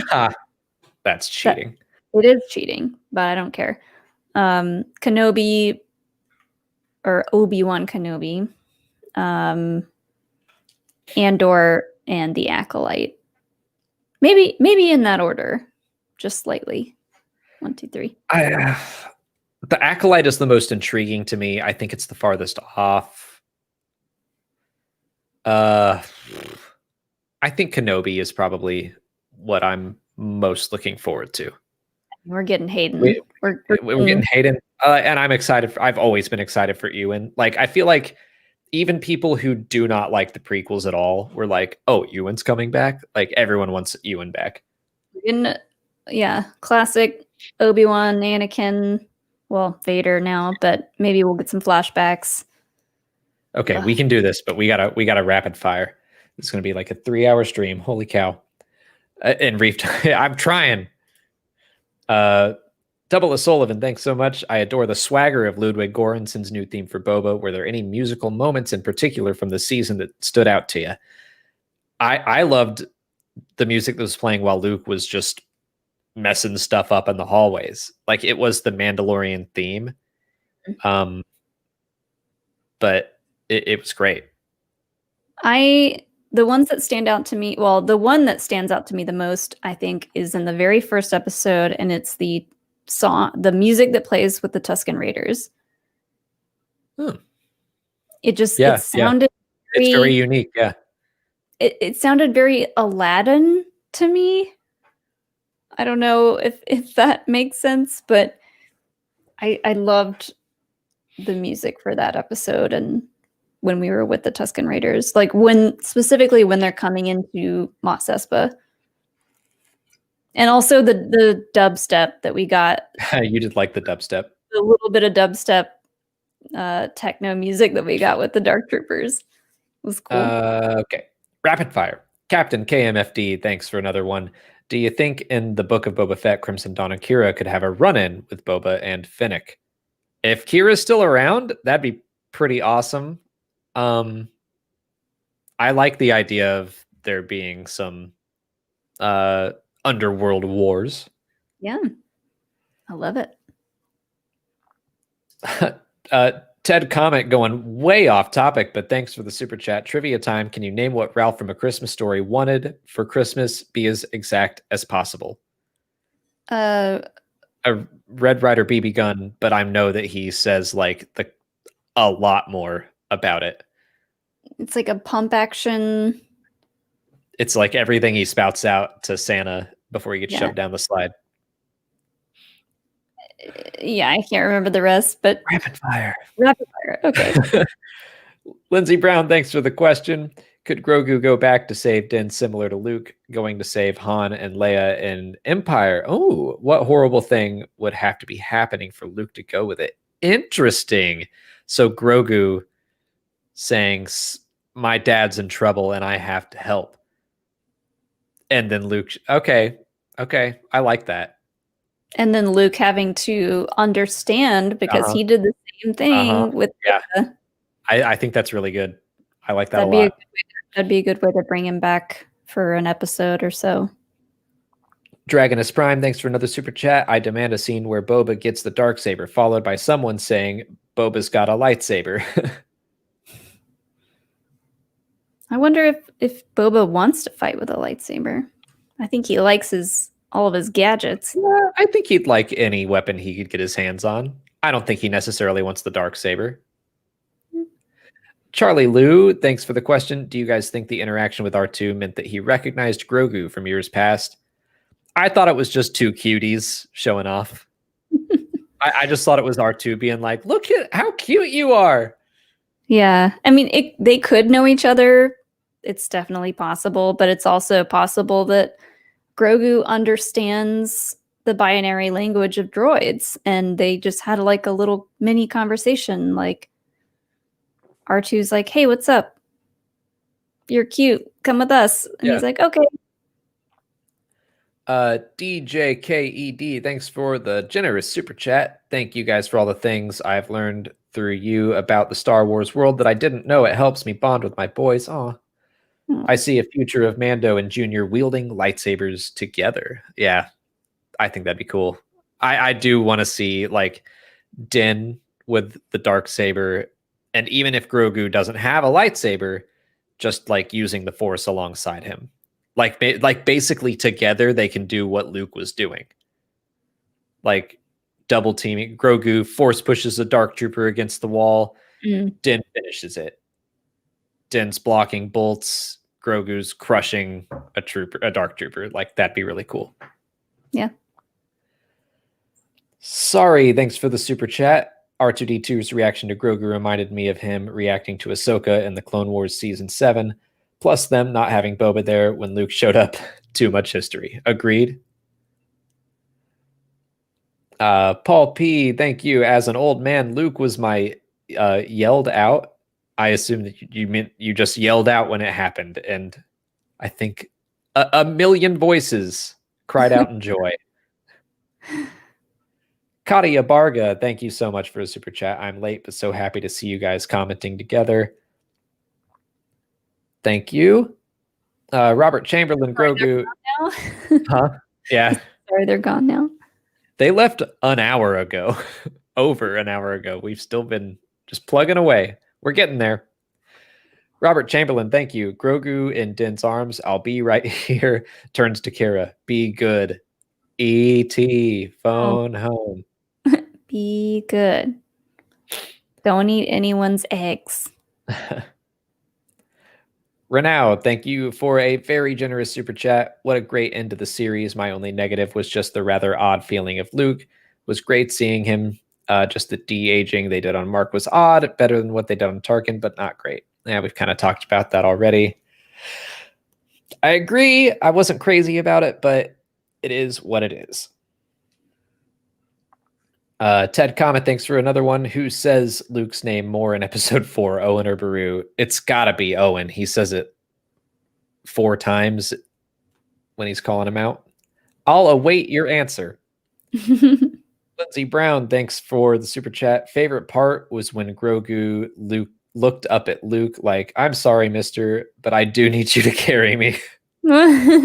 Well, yeah, he like put his hands up, and I think he's only ever done that with Din. Maybe Pelly. I don't know if he's done that with her or not, but like that was a special moment when he had permission. He said his goodbye.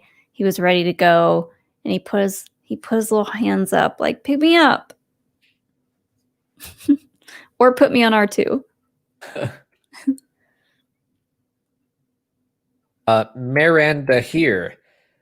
Thank you for the super chat. Thanks so much for shepherding us along this journey, Alex and Molly. I was screaming when I saw Luke, but just as much with that stinger. Loved R2 with Grogu. Do you think we're getting a 3-way war for Mandalore? I hope it's not a war. I hope everyone chills. I want everyone to get along.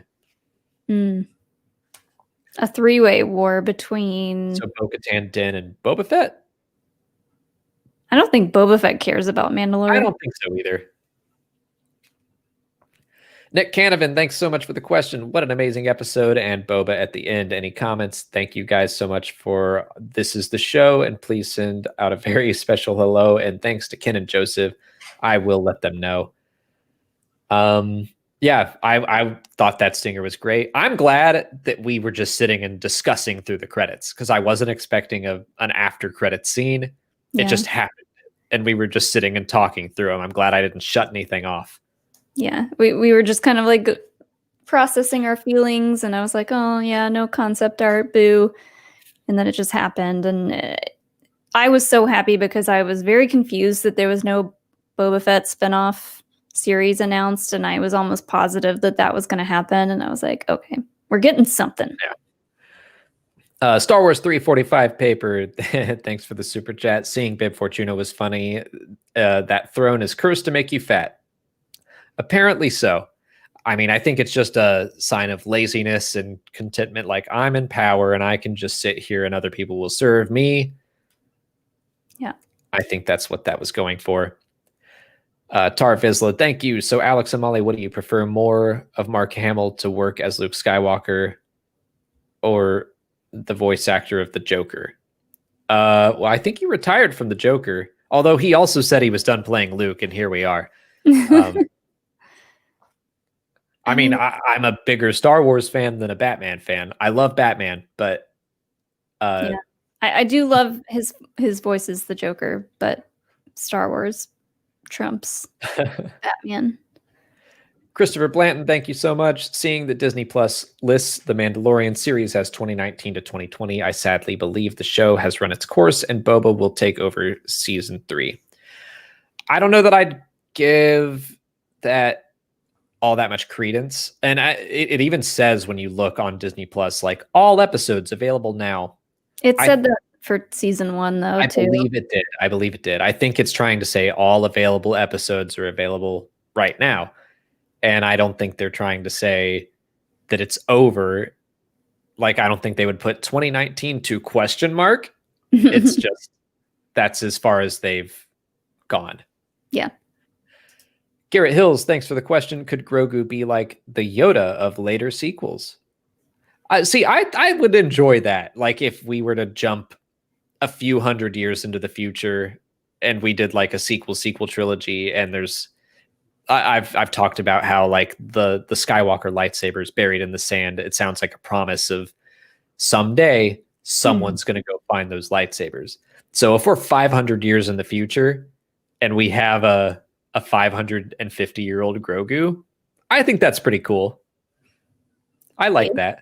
It's definitely possible. That's a long time in the future, though. I would rather do that than see him at the age of like 200, I guess. I don't know. Like, I don't need to see teenage Yoda. But like Grogu and his wisdom and what he's learned, I would be interested in that. Star Wars 345 paper, thanks for another. Oh, wait. Nope. Sorry. I'll come back to that because I missed. Ian Neufeld, thank you. Is Grogu Luke's first student? Good question. Because reference books have said, well, technically Leia was his first. So there's that. But I believe other books have said that Ben was his first as well. And then that got retconned in The Rise of Skywalker. I would assume that Grogu is his second student, and then Ben was his third at this point. Yeah, that's Ben's only 5 years old right now. And Luke is probably still kind of like battling with the idea of being a teacher at this point. Yeah. But he knows he needs to help Grogu. I also don't think he's going to be like Ben Solo's too old to begin the training. Like, that may have been a mistake on his part, but I don't think he's going to hold to that rule the same way the prequel Jedi did. Star Wars 345. Here we go now. Second super chat. Would love to see you talk about what you think the book of Boba Fett will be about. I think there are a lot of things you could do with the show, especially with Boba taking over the underworld. I don't know why the vibe I got was that he wants to wipe out the scum and villainy and actually try to help the planet, but Joseph and Ken felt kind of the opposite. So yeah, I mean, that was kind of my vibe too, only because I feel like I really hope we get some flashbacks and we get to understand more completely what has been going on in his head this entire time since he made it out of the Sarlacc pit. And if he considers himself a changed man, yeah, it's possible he wants to do some good. Star Wars story. Hey, Star Wars Explained longtime fan. I made a 40-second How Mando Season 2 should have ended vid. I'd be honored if you checked it out. That was fast. I'll try to remember to do that after this stream. We're close. We're going to do it. I have to pee. I don't have access to the questions or else I'll go. Matt Dahlberg, thanks for the question. Thanks for all the content. It's been especially important this year. What has been the most pleasant surprise to you this season in The Mandalorian? Cobb Vanth, baby. The most pleasant surprise? Yeah. Katie Sackhoff as Bo-Katan just blew my mind. I'm so glad she was in the finale. I for sure think she's coming back. Her story's not done. Cobb Vanth might be, but I'm still just like, I still can't believe they took minor character from 3 chapters of those books 5 years ago and put him in a live action show with Timothy Oliphant. I love it. Lords and Hammers, thank you so much. Just says thank you for everything you do.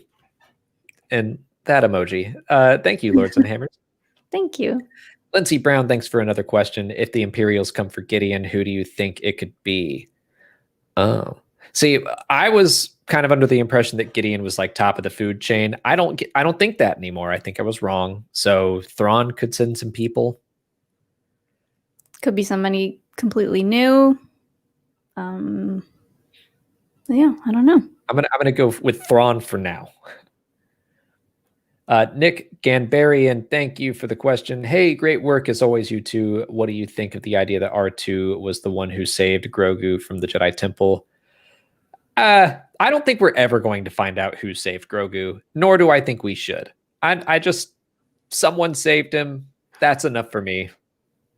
Yeah, I don't think R2 could have. I mean, he could have, but I don't think he was the one to pull that job off. It was probably just some random person that died trying to save the little guy. Yeah. Jamal Taylor, thanks for the question. Do you see a non-lethal outcome of the eventual fight between Bo and Din? Yes. I don't want either of them to die. So yes, I have to. I'm just going to No. assume.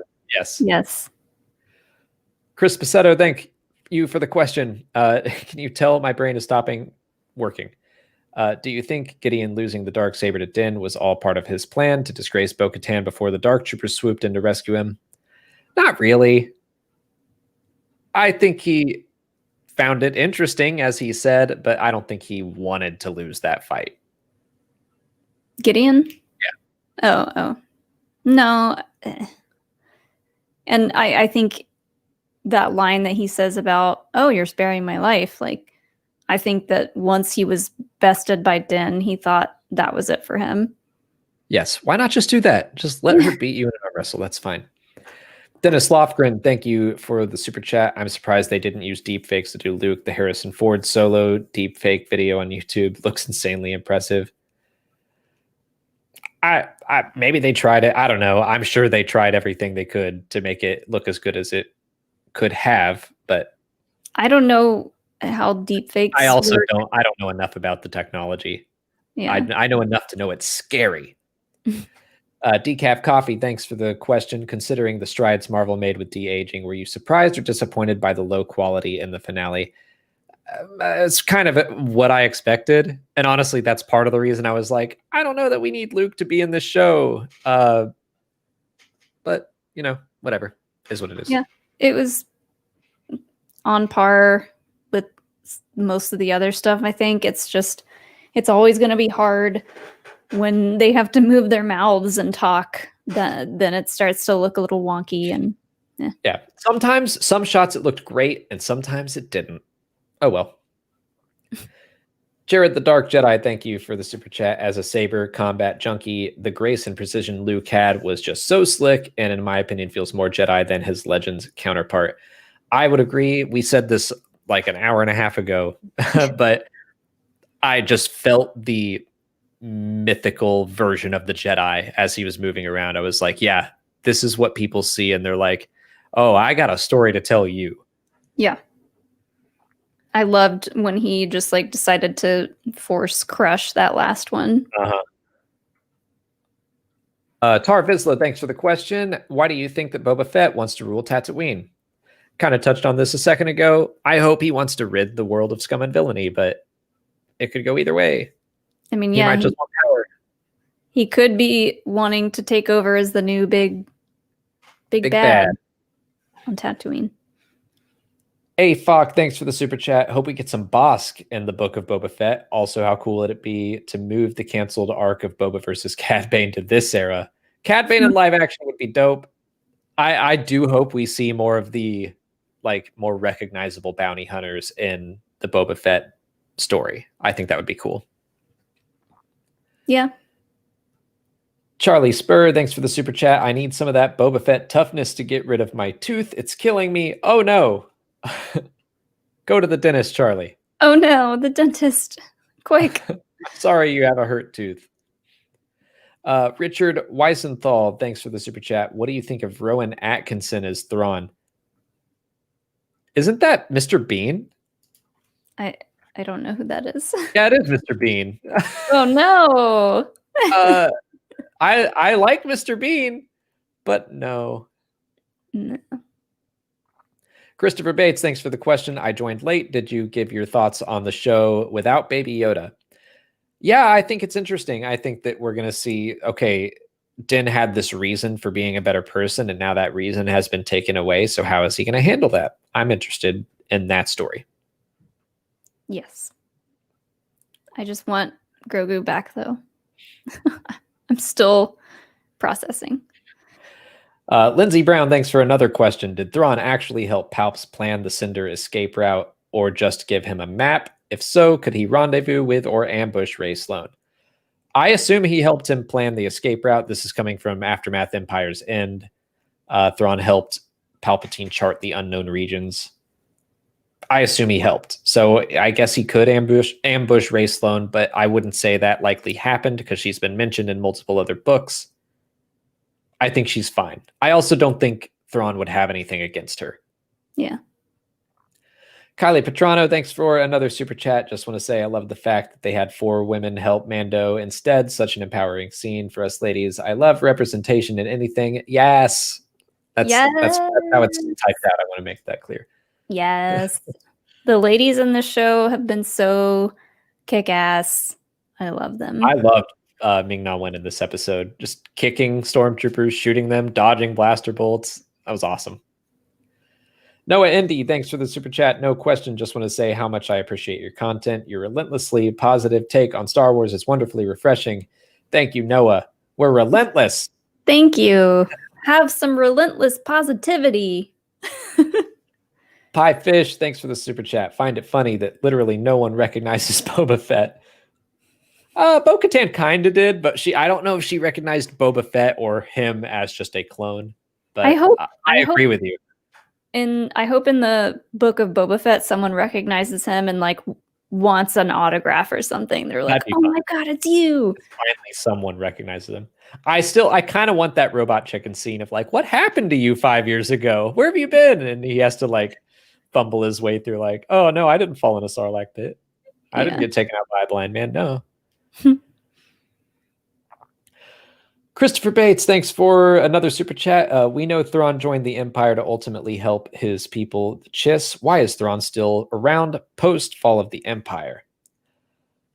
I think that they're not really worried about that. I don't think they're paying that much attention to the books. Maybe they are. We could probably find a way to say that, Thrawn thinks that a rebuilt Empire would be more effective against threats in the unknown regions and the Chiss than the New Republic is, because they are apparently just a mess. So maybe he wants the Empire and their order back. Mm-hmm. I also kind of like the idea that, he made a deal with the devil and that never goes well. So he might just be on the Empire's side now. At this point, he has access to so many resources through the Empire, and he's a very curious man. So yeah, I think he's in it. We have 2 left. We're doing this. Adam Patasek, thanks for the question. Has Stormtrooper armor ever been useful for anything? Doesn't stop blasters or knives or staves or punches. Is it even helpful? No. I've even speculated at some point in my life, like as a kid, that even if you get shot in the leg, like I feel like the armor is just there to end your life.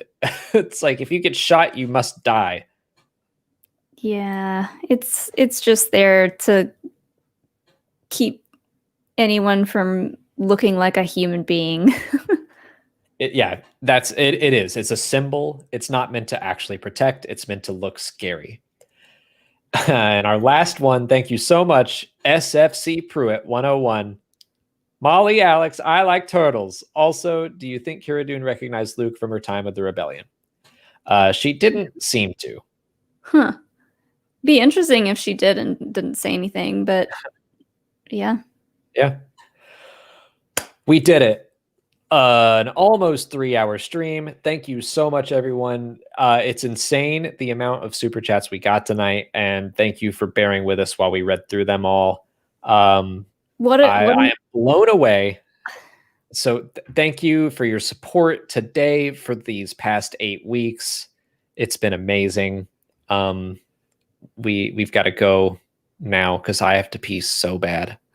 What an amazing way to cover this season. Doing these live streams with different people has been so much fun. It's been so Molly's idea, by the way.